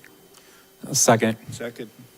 Call for a vote. Nick? Yes. Deb? Yes. Mike? Yes. Jeff? Yes. Was that Jeff who seconded? Yes. Okay. Okay, number 4, A24 5.1, 360 Woodhouse Avenue. Okay, that, I would hand that out. This is the one with the chicken coops and cinder block chicken coops, drainage across the front lawn. This is, what I'm handing out is, we're still on the pool. So what you're getting right now is the pool. He came in today to do the pool. Eddie's, well, you'll hear, let me hand it out. Well, they're looking for you to use the microphone if you're going to talk. She's not really saying anything, so Not saying anything. no. Just give us a minute while she hands out stuff that we were supposed to get in our packet.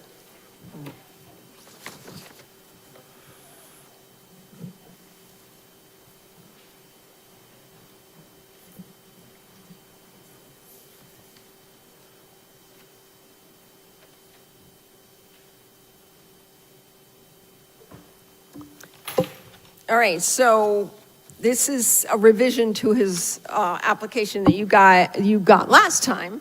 You got the regular wetland application last time. This is an amendment to it, or an addendum to it, because I asked him to go out and dig test pits, and they did.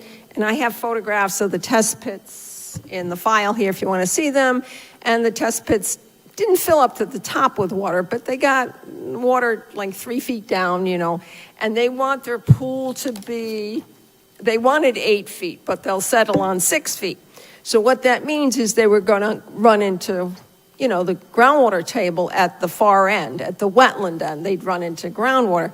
So then what you see here tonight is a drainage scheme that they've come up with, and he's not here tonight.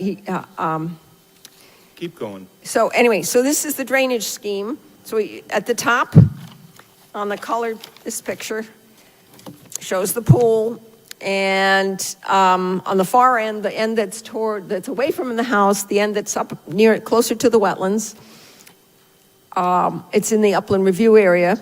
Anyway, so he dug a trench, and it has a pump. It's a trench with a pump that perpetually pumps the water up and out to the north, and then down around to down by Woodhouse Avenue. It would discharge it in the lawn, so it pumps the water around so that he can have this pool, and it won't, corrode over time, because he really wants this pool. Now, this is a cross-section of his pool. Yeah, but Aaron, is any of this in the upland review area? Yes. Not according to this map. He's saying this, Well, I mean, this map here that you just passed out. except it is, yeah, but that it is. Are you, Is it or isn't it? are you telling us that they're going to drain the wetlands then? No, it's in the upland review area. It's, I haven't been out to see where this picture relates to the Look, trench that he just dug. table it and forget it. Well, yes, because what I was about to say is, he hasn't dealt with his violation anyway. I'll put it on hold. But the good news is, Get straightened out. I will say in his favor, he has hired David Lord to Well, establish That's good. where the wetland Let's move on, line Aaron, is. let's move on. Application A 19, 3.79, 88 East Center Street. Benchmark, request for bond release. No movement on that. Not ready, okay. A 24, 6.1, North Turnpike, Wallingford Sewer Division, requested a administration approval. It was granted. I don't think anybody has any problem. Do they have any issues? No. Okay, applications number 7A 24, 6.2, 380 Main Street, Yalesville, Town of Wallingford.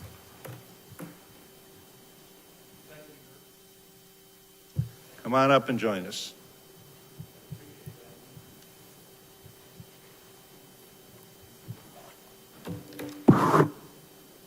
Attorney Michael Stone of Bender, Anderson, and Barba in North Haven. I represent Yalesville on the Green condominiums. Okay, hang on just a minute then.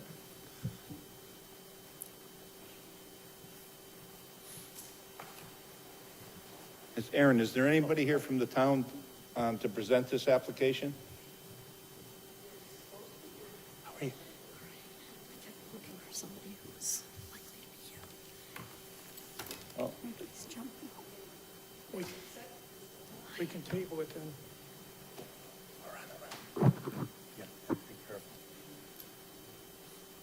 What I, personally, I had a report that I wrote this Well, this gentleman's here and there's an audience of people, but are you representing the town on this application? Got to let him go first. Thank you.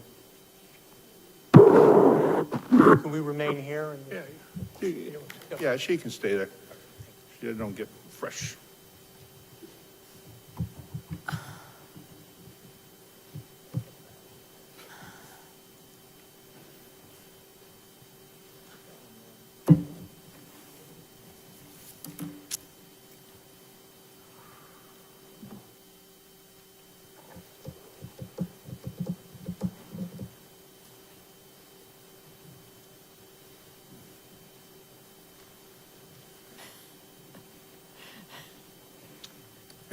You can sit at the table. Great.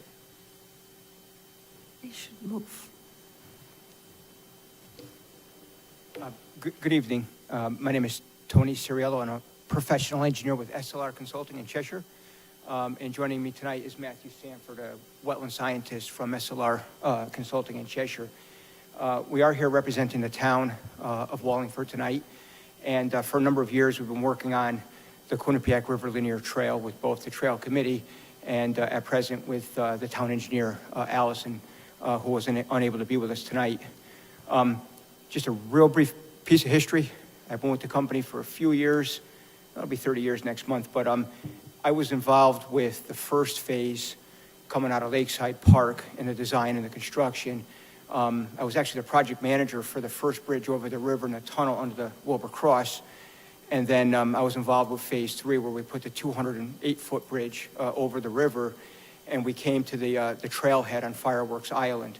And so I assume you're familiar with the area and with the Greenway. To date, we've built roughly 2 miles of trail from Lakeside Park up to Fireworks Island.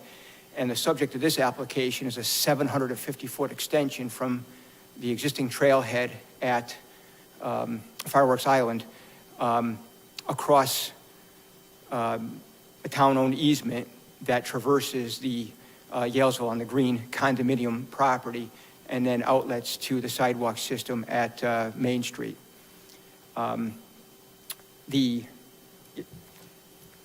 brought 11 by 17 versions color of the impact plan. If that would be helpful to you, I can distribute those.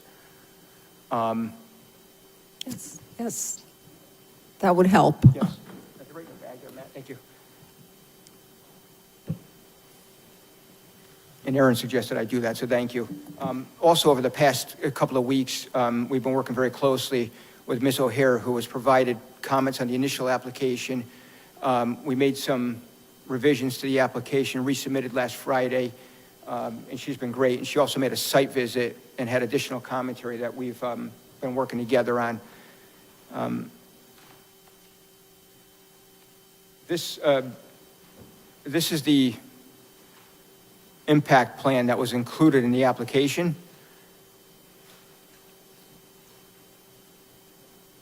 But because that's full size, these 11 by 17s in front of you should be helpful.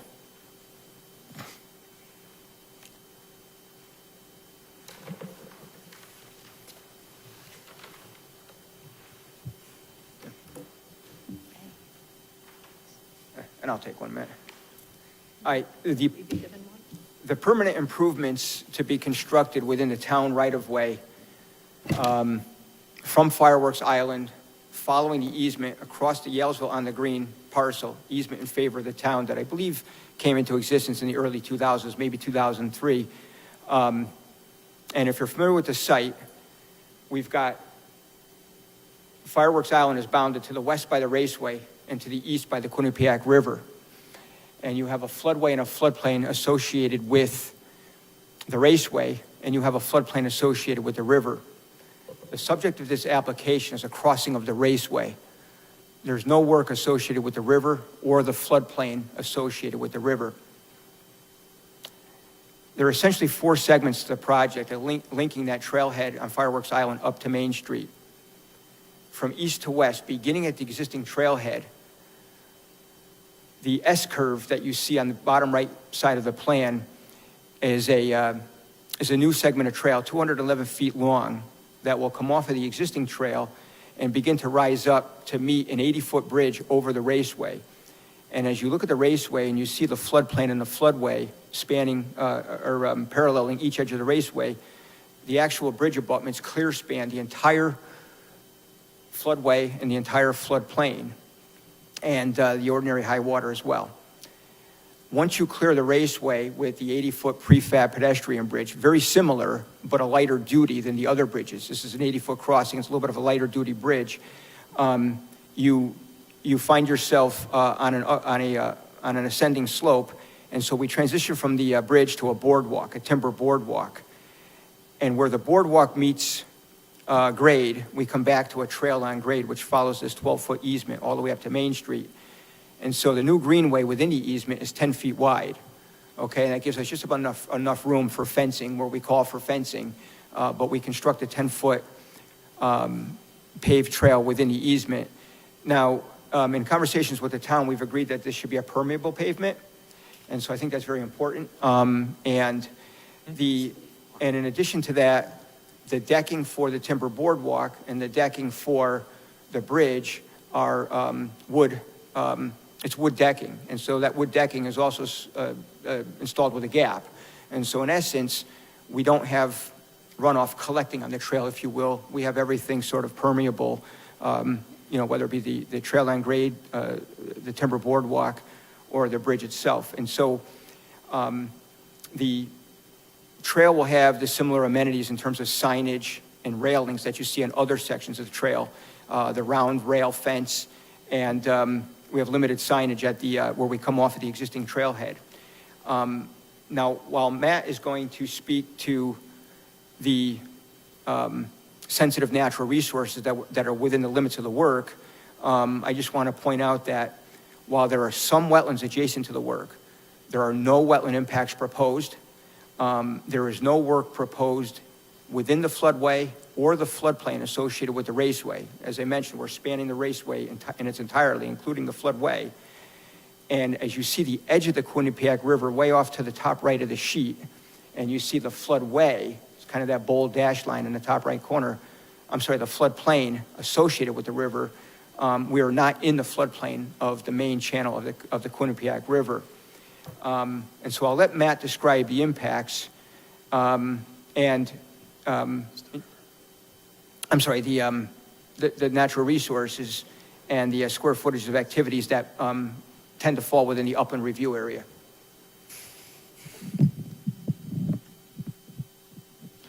Good evening. For the record, it's Matthew Sanford, professional wetland scientist and registered soil scientist with SLR. So one of the first tasks that our ecology group was tasked with was actually going out and mapping the wetlands and our watercourses on this particular site.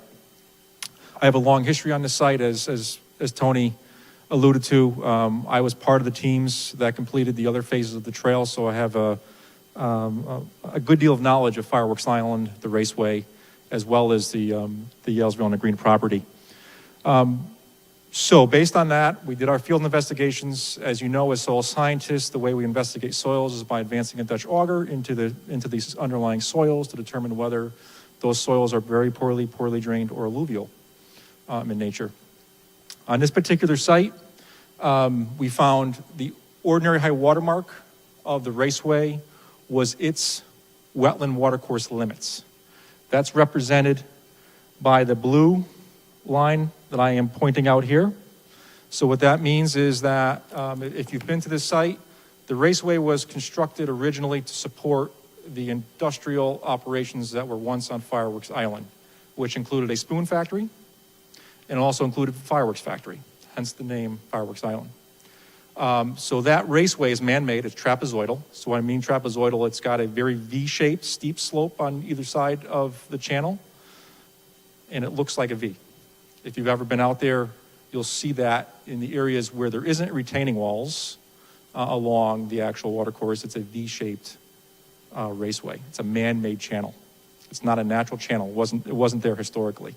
It was put there for historical industrial purposes, and obviously it's remained there after those industrial operations had ceased. So that is one of the resources that's on the site, the ordinary high water mark of the raceway. A second feature is located just west of the Quinnipiac River Raceway, and it's represented in this green line here. It's an intermittent watercourse drainage swale that we delineated on this particular location. It actually outlets at a 30-inch reinforced concrete pipe that takes storm drainage from parts of Yalesville on the green and discharges that surface water or stormwater runoff into this drainage swale, and eventually it makes its way into the actual raceway. And that's shown here in green. Those are the wetlands and watercourse features that are on the site in our project area. There are other wetlands on Fireworks Island. Those are off the page and further south on the island. Those, we are not impacting those. There's actually, if you've been on the trail, and as you're walking from the parking lot down the trail, there's kind of a basin-like feature that's wet. That was a flood basin that we created as part of the trail project a number of years ago. That area now functions as a wetland and a flood basin. But again, that's south of the project area. And there are other wetlands on Fireworks Island, but again, we are not impacting those areas. The other resource area that Tony talked about, alluded to, was the floodplain of the raceway. Now, this is determined by FEMA. They determine where the floodway line is going to be on a map. Typically, it has an elevation associated with it. But with floodway lines, no matter what the published floodway elevation is, the regulatory maps are the lines that are depicted on the map. So what I mean by that is if the line is above the published flood elevation when you look at a topographic map, that doesn't matter. We can't move the floodway line to the lower elevation. If in the case, let's take an example. The floodway elevation for this particular raceway is 50 feet, elevation 50. Elevation 50 is a contour that's actually located down here, but yet the line is way above that. For floodways, that line has to stay where it is based on the modeling that FEMA has conducted. We can't move that line.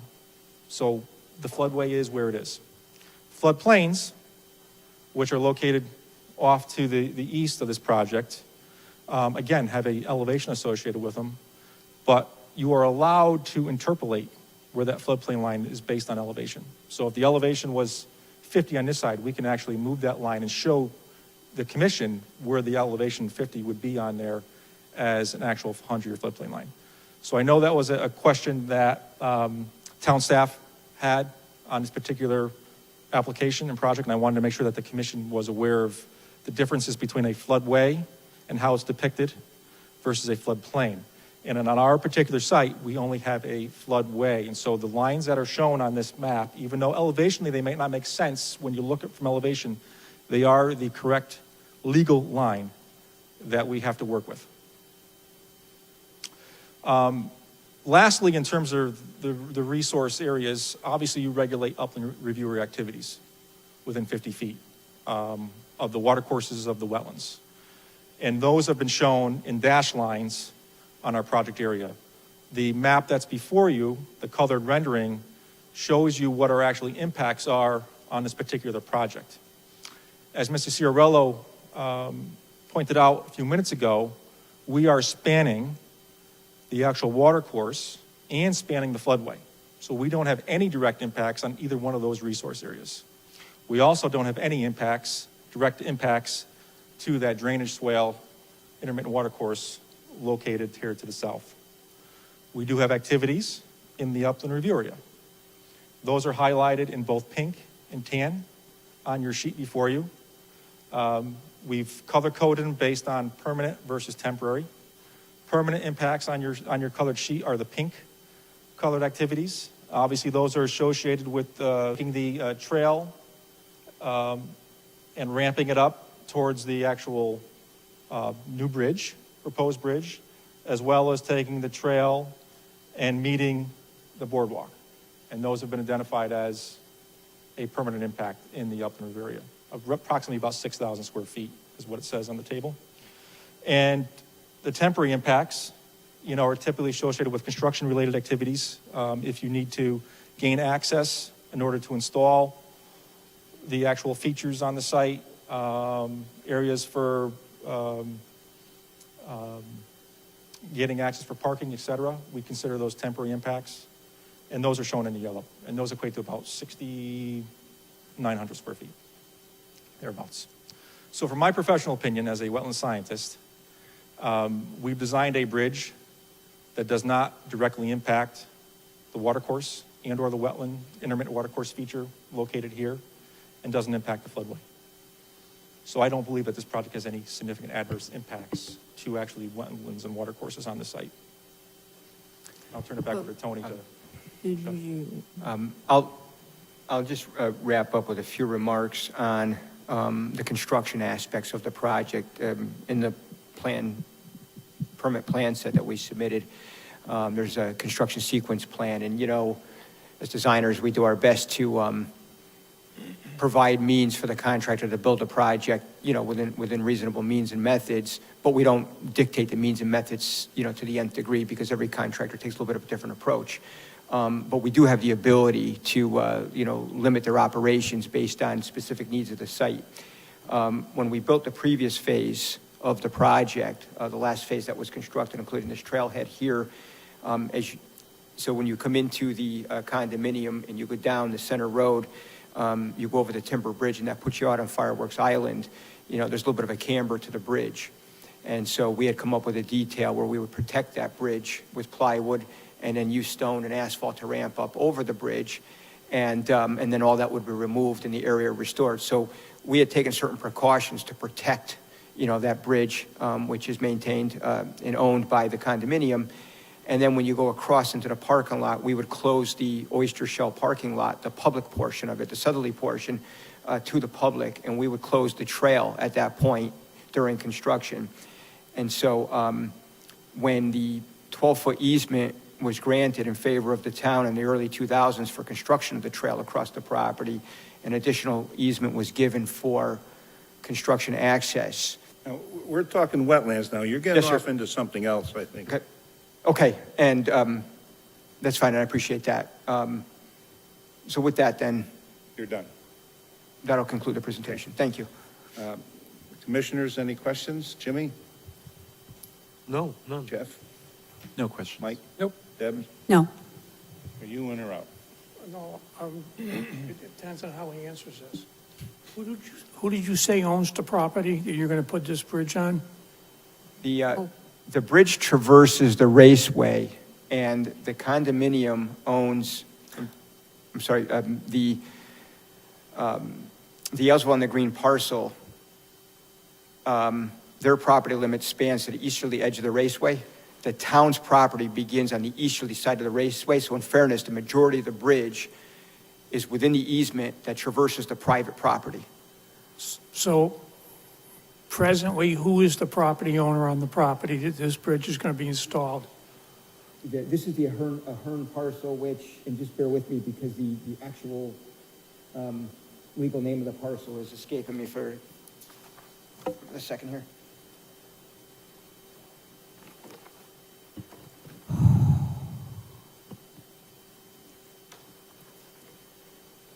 It's the Yellsville on the Green parcel. Now we're formerly Ahern and Associates, but it is a privately owned condominium property. That's correct. It's actually privately owned by Yellsville on the Green condominium. There is an easement in favor of the town of Wallingford. Excuse me? Okay, hang on, that's good information, but you got to use your name and address for the record. Oh, I apologize. I thought I had to introduce myself. Attorney Michael Stone of Bender, Anderson, and Barba. Okay. North Haven for Yellsville on the Green condominiums. Okay, hang on. Nick? The way he answers the question is whether I have to abstain or not, because I was told by the environmental planner that my property abutted this property of Ahern and Rogers, which you're telling me Ahern and Rogers does not own this property anymore. It was an easement to the town of Wallingford. So you're here on behalf of the town of Wallingford, then the town of Wallingford owns the property, or Yalesville on the Green owns the property, yes or no? Yellsville on the Green owns the property. All right, The so town that- enjoys an easement over the property. I believe Ahern and Rogers was the predecessor in title, in fact, the developer of Yellsville on the Green. Correct. So Yellsville on the Green Condominium Association Hang on, is the current. hang on, hold up. Okay. You all set, Nick? Yeah, I'm good. All right. Ally, any comments? Caroline? Okay. All right. Okay. Now you may, your presentation. Thank you. And to my right is Sharon Guile, who's a resident of Yellsville on the Green. And president of the association. association board. More I'm significantly. president of the board of the condo association. It's getting late. Yeah, absolutely. So in brief, Be quick. we are here because the association and the individual unit owners were not aware, had no notice of this application on their own property, and until I believe Monday when.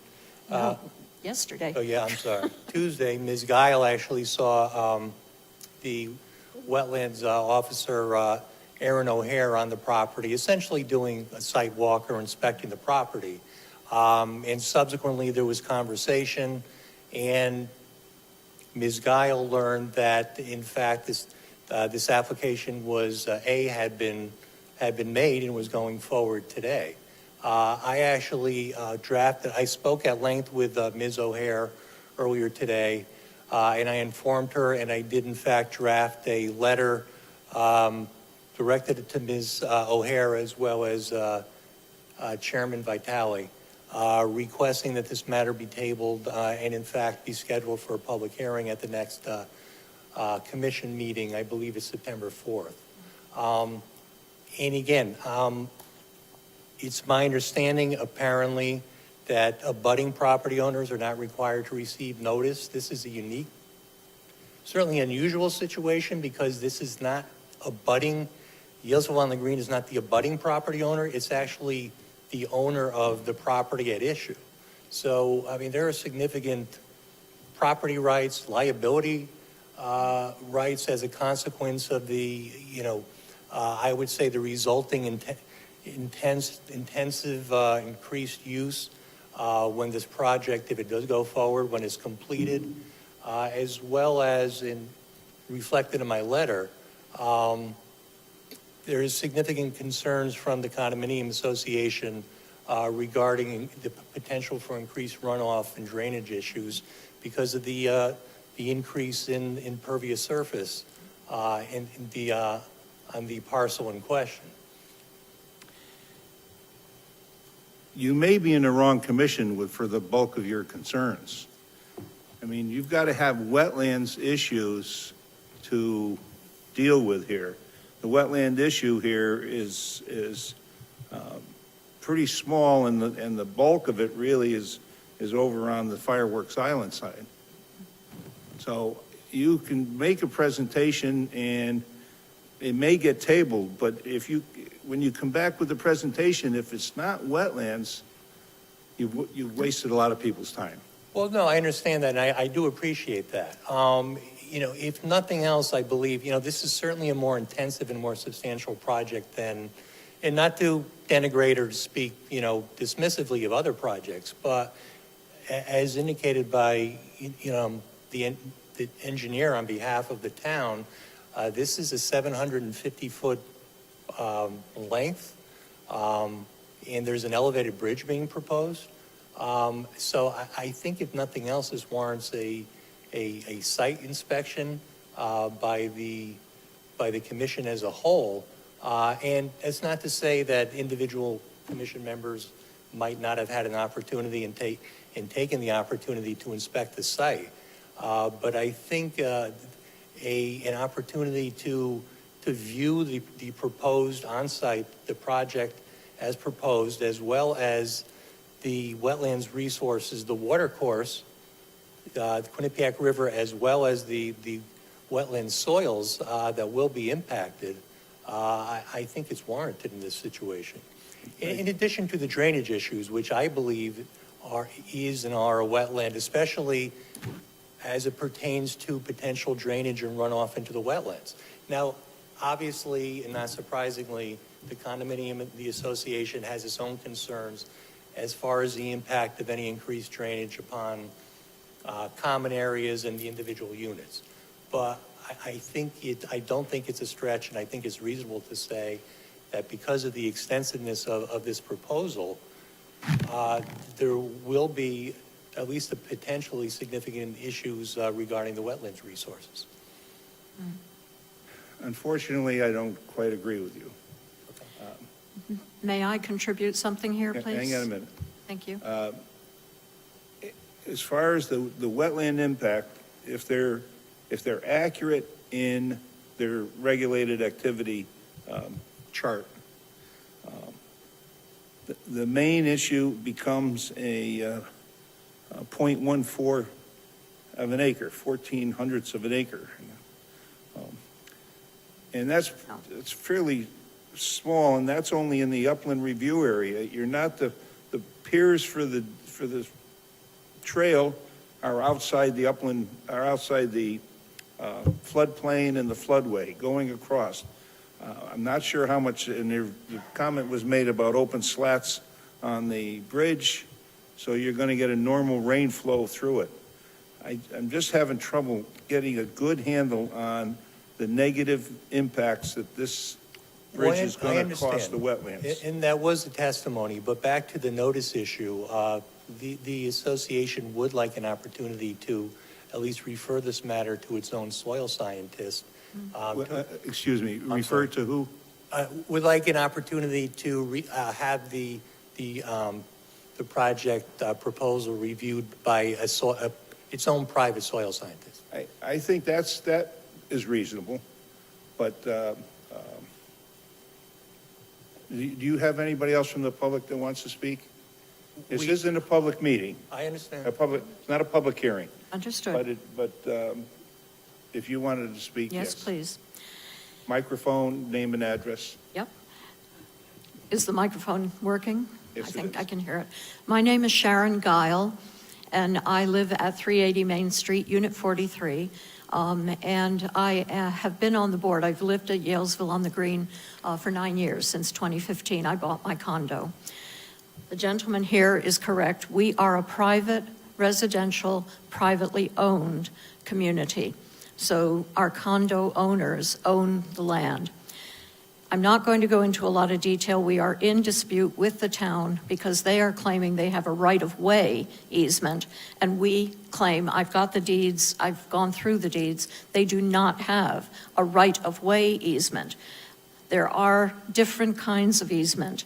Well, and let's get to the wetlands stuff. That's okay. But now the important thing is that, first of all, as Mr. Stone has said, the plan is to cover a large portion, 3,600 square feet of paved asphalt.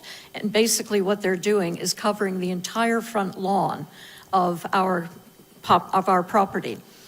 The other thing is, I talked at some length with Aaron O'Hare yesterday because one of our residents saw Aaron walking around the property taking photographs, and they challenged her because we are private property. And Aaron was good enough, kind enough, I spent quite a long time on the phone with her, and we discussed what some of the issues were.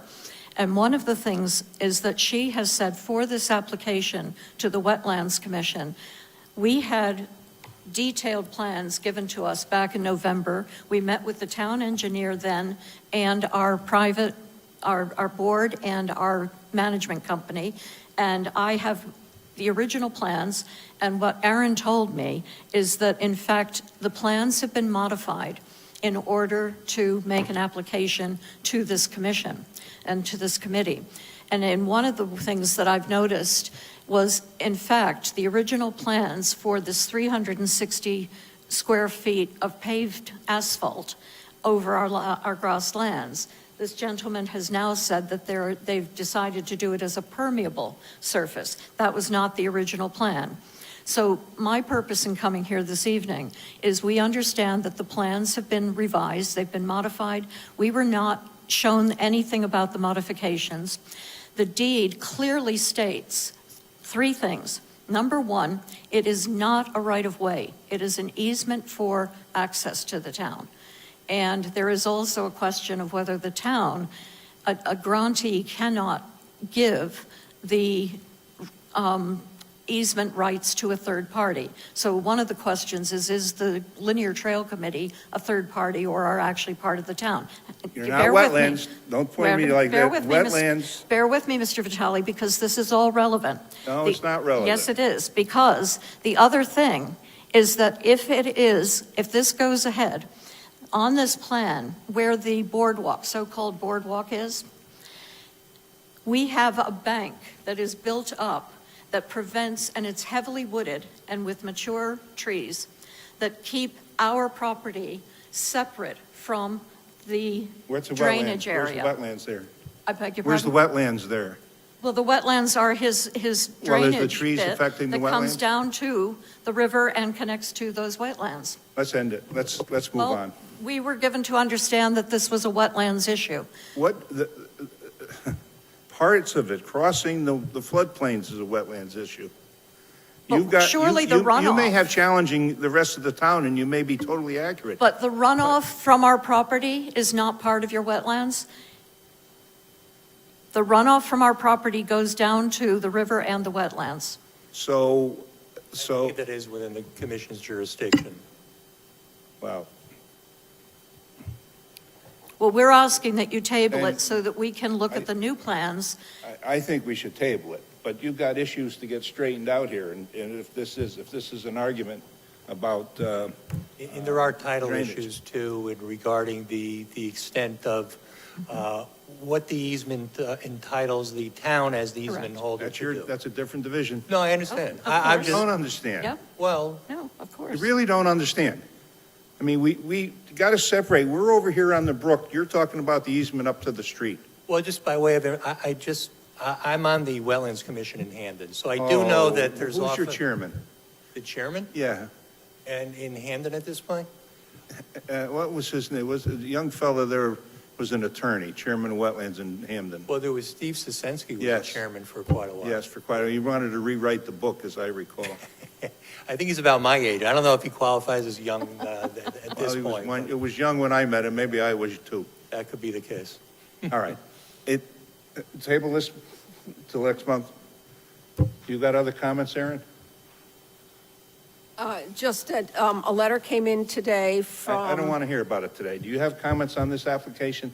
I just wanted to note that Mrs. Guile sent a letter in today. That's another Okay. reason to table it. I've been working closely with Anthony on this project. I do have a question, since we have Matt Sanford here, the wetland scientist. There was a clarification I wanted him to shine light on, if that's okay. What's this now? Matt Sanford, the wetland scientist, Yes. if he could tell me something, since he's here. I want a very short answer. Okay. Well, first off, because I'm recording secretary tonight, Matt, so what is your title? I don't know. Professional wetland scientist, registered soil scientist. Professional soil scientist? Professional wetland scientist, Yeah, registered soil scientist. okay, thank you. The question was, there was some confusion, if there are wetlands on the edges of the raceway. No, there's, so I talked a little bit earlier about, this channel is a trapezoidal channel, so it's got a steep embankment. The actual ordinary high water mark is the resource line along the raceway. So there's no wetlands in addition to the ordinary high water mark that's there. That's it. Well, then why do you put numbers on it? There's numbers. Okay, I'm not going there. That's something to discuss in your office. You can work Okay, these things we'll out. discuss it in my office then, okay. I'm just not going to deal with this at this level. Okay.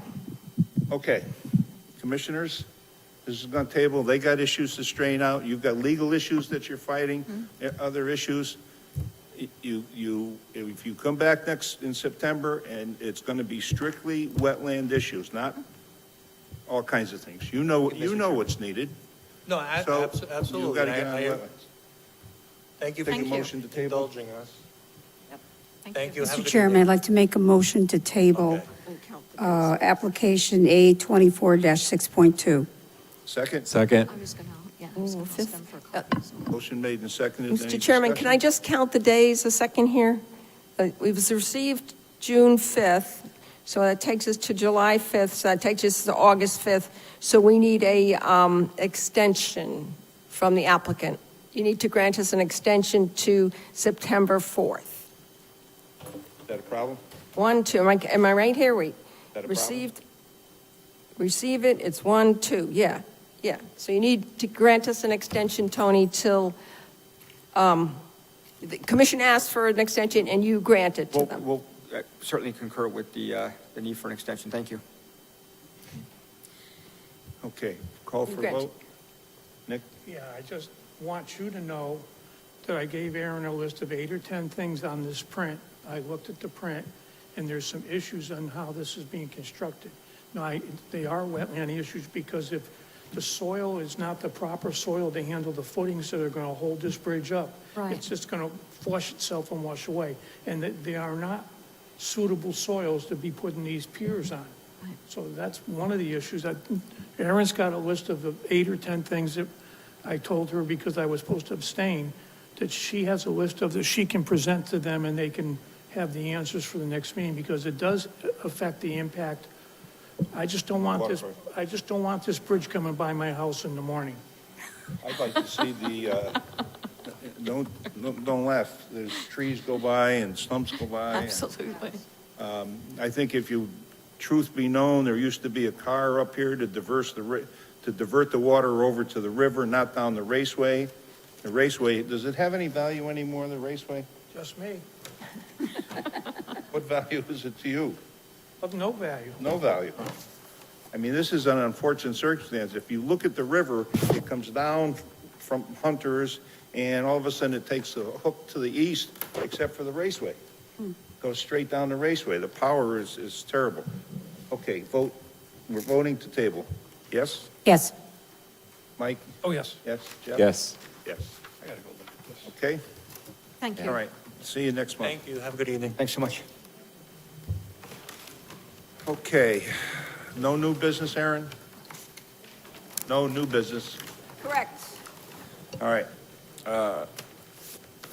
Receipt of new applications. Well, you've got this Choate School thing. Is this alive, or what is this? No, I got a phone call from the attorney late today that, no, they're going to, they asked that it be, This is well, what- it's received. So receive it Ron? tonight, and we're going to table the matter till September 4th. Table or withdrawn? Well, no. They're not withdrawing it. You're just keeping it on there. Okay, it's going to be tabled. Well, so you receive it tonight. You're just receiving Just it leave it tonight alone. as if you would any other new application. You're receiving it tonight. It doesn't get tabled. It just gets received. All right? It's going to be Yes. just left alone.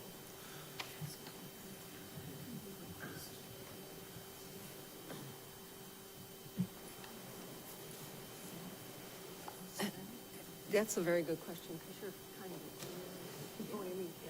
maybe you can get free plan, is what I'm saying. Town engineer. I want to move on, but Okay. I don't know if the attorney's got something for, okay. All right, reports of communication, fines, that's still been there. Farm Hill, anything on Farm Hill? Basin? No, Okay, the issue with City of Meriden, pesticides, DEP, I don't think there's anything. What's number 8? Environmental planner's letter to permittee regarding permit status. Is that Yes. under control? yeah, well, number 8, that's. Number 8? Yeah, I actually, oh, I'm sorry, that's a different one. Hold on. Yes, that one. You got that in your packet. I sent that out in your packet. Okay, What it was is, it's All right. kind of complicated. They came in, they had to do, for our approval, when the Wetland Commission approved it, there were a bunch of conditions to fix their site plan. By July 1st, they had to submit it. So they did. I wrote up, you better get it in here, and they did. Over the weekend, they did. They got it in for July 1st. It's complicated. What it is like they made a lot of changes, and that's on the planning and zoning site plan that's before planning and zoning right now. Like they put in a sand filtration basin. They changed the shape of the detention basin. I listed in that memorandum that went out to you, it was actually addressed to the Planning and Zoning Commission, I think, because everyone wanted to know what the difference was between what we approved and what planning and zoning was being asked to approve. But the good news is they did, Sunwood did put in a filtration basin, and they moved some lines to fit it in there and so on. okay. All right, going on to violations, number 1, Patton Brook, they're working on that. Number 2 is Wiltosic Drive. Last we knew, he was doing a pretty good job, is that true? Yes. Okay. 360, Woodhouse Avenue. That got tabled, maybe you can get some more information at that. This is an interesting one. 1130 Old Colony Road. This is right by the underpass, the gas station across from Frenchie's. We need to compliment Nick on handling the situation out there.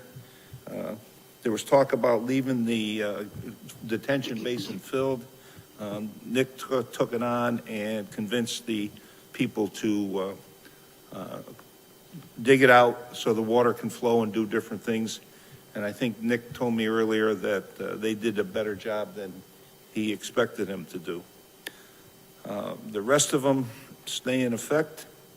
Oh, wait, before going back to 1130 Old Colony Road, my report was dated July 11th. I'm not sure if you got this in the packet that went on Friday night or not. I think 'cause I jumped over. Yeah. I emailed it, thank you, okay. Do you need a vote to Yes, lift the? so what I'm asking the commission to do is to lift the notice of violation on this thing. Right, and also remove it from the land records. Yes. Megan Wilkerson? Mr. Chairman, I'd like to make a motion that the notice of violation on 1130 Old Colony Road be lifted, and also to lift the notice on the land records. Second? Second. Motion made and seconded. Any discussion? Nick? Yes. Deb? Yes. Mike? Yes. Jeff? Yes. Super. Yes. Okay, I think there's just one here. Well, have we heard anything about Schoolhouse Road? You told me they moved some of the product out. It hasn't been confirmed. They asked me for permission to dump it on 90 Mansion Road, another property. It hasn't gotten back to me that went ahead. Okay. The other one that the gentleman, let me see here. Number 5 on Quigley Road, we were waiting to see how the vegetation survived the summer. Is that correct? Yes, and I did go out there this month, or June. I went out there, and he's only got half the number of plants we asked for. We asked for 30. He's got 15. Well, I don't know. You ought to point that out to him and get. Yeah, because there's a lot of blank areas in between. All right, then I'll entertain a motion to adjourn. Mr. Chairman, I'd like to make a motion to adjourn the meeting. Second? Second. Any discussion? All in favor? Aye. Aye. Okay.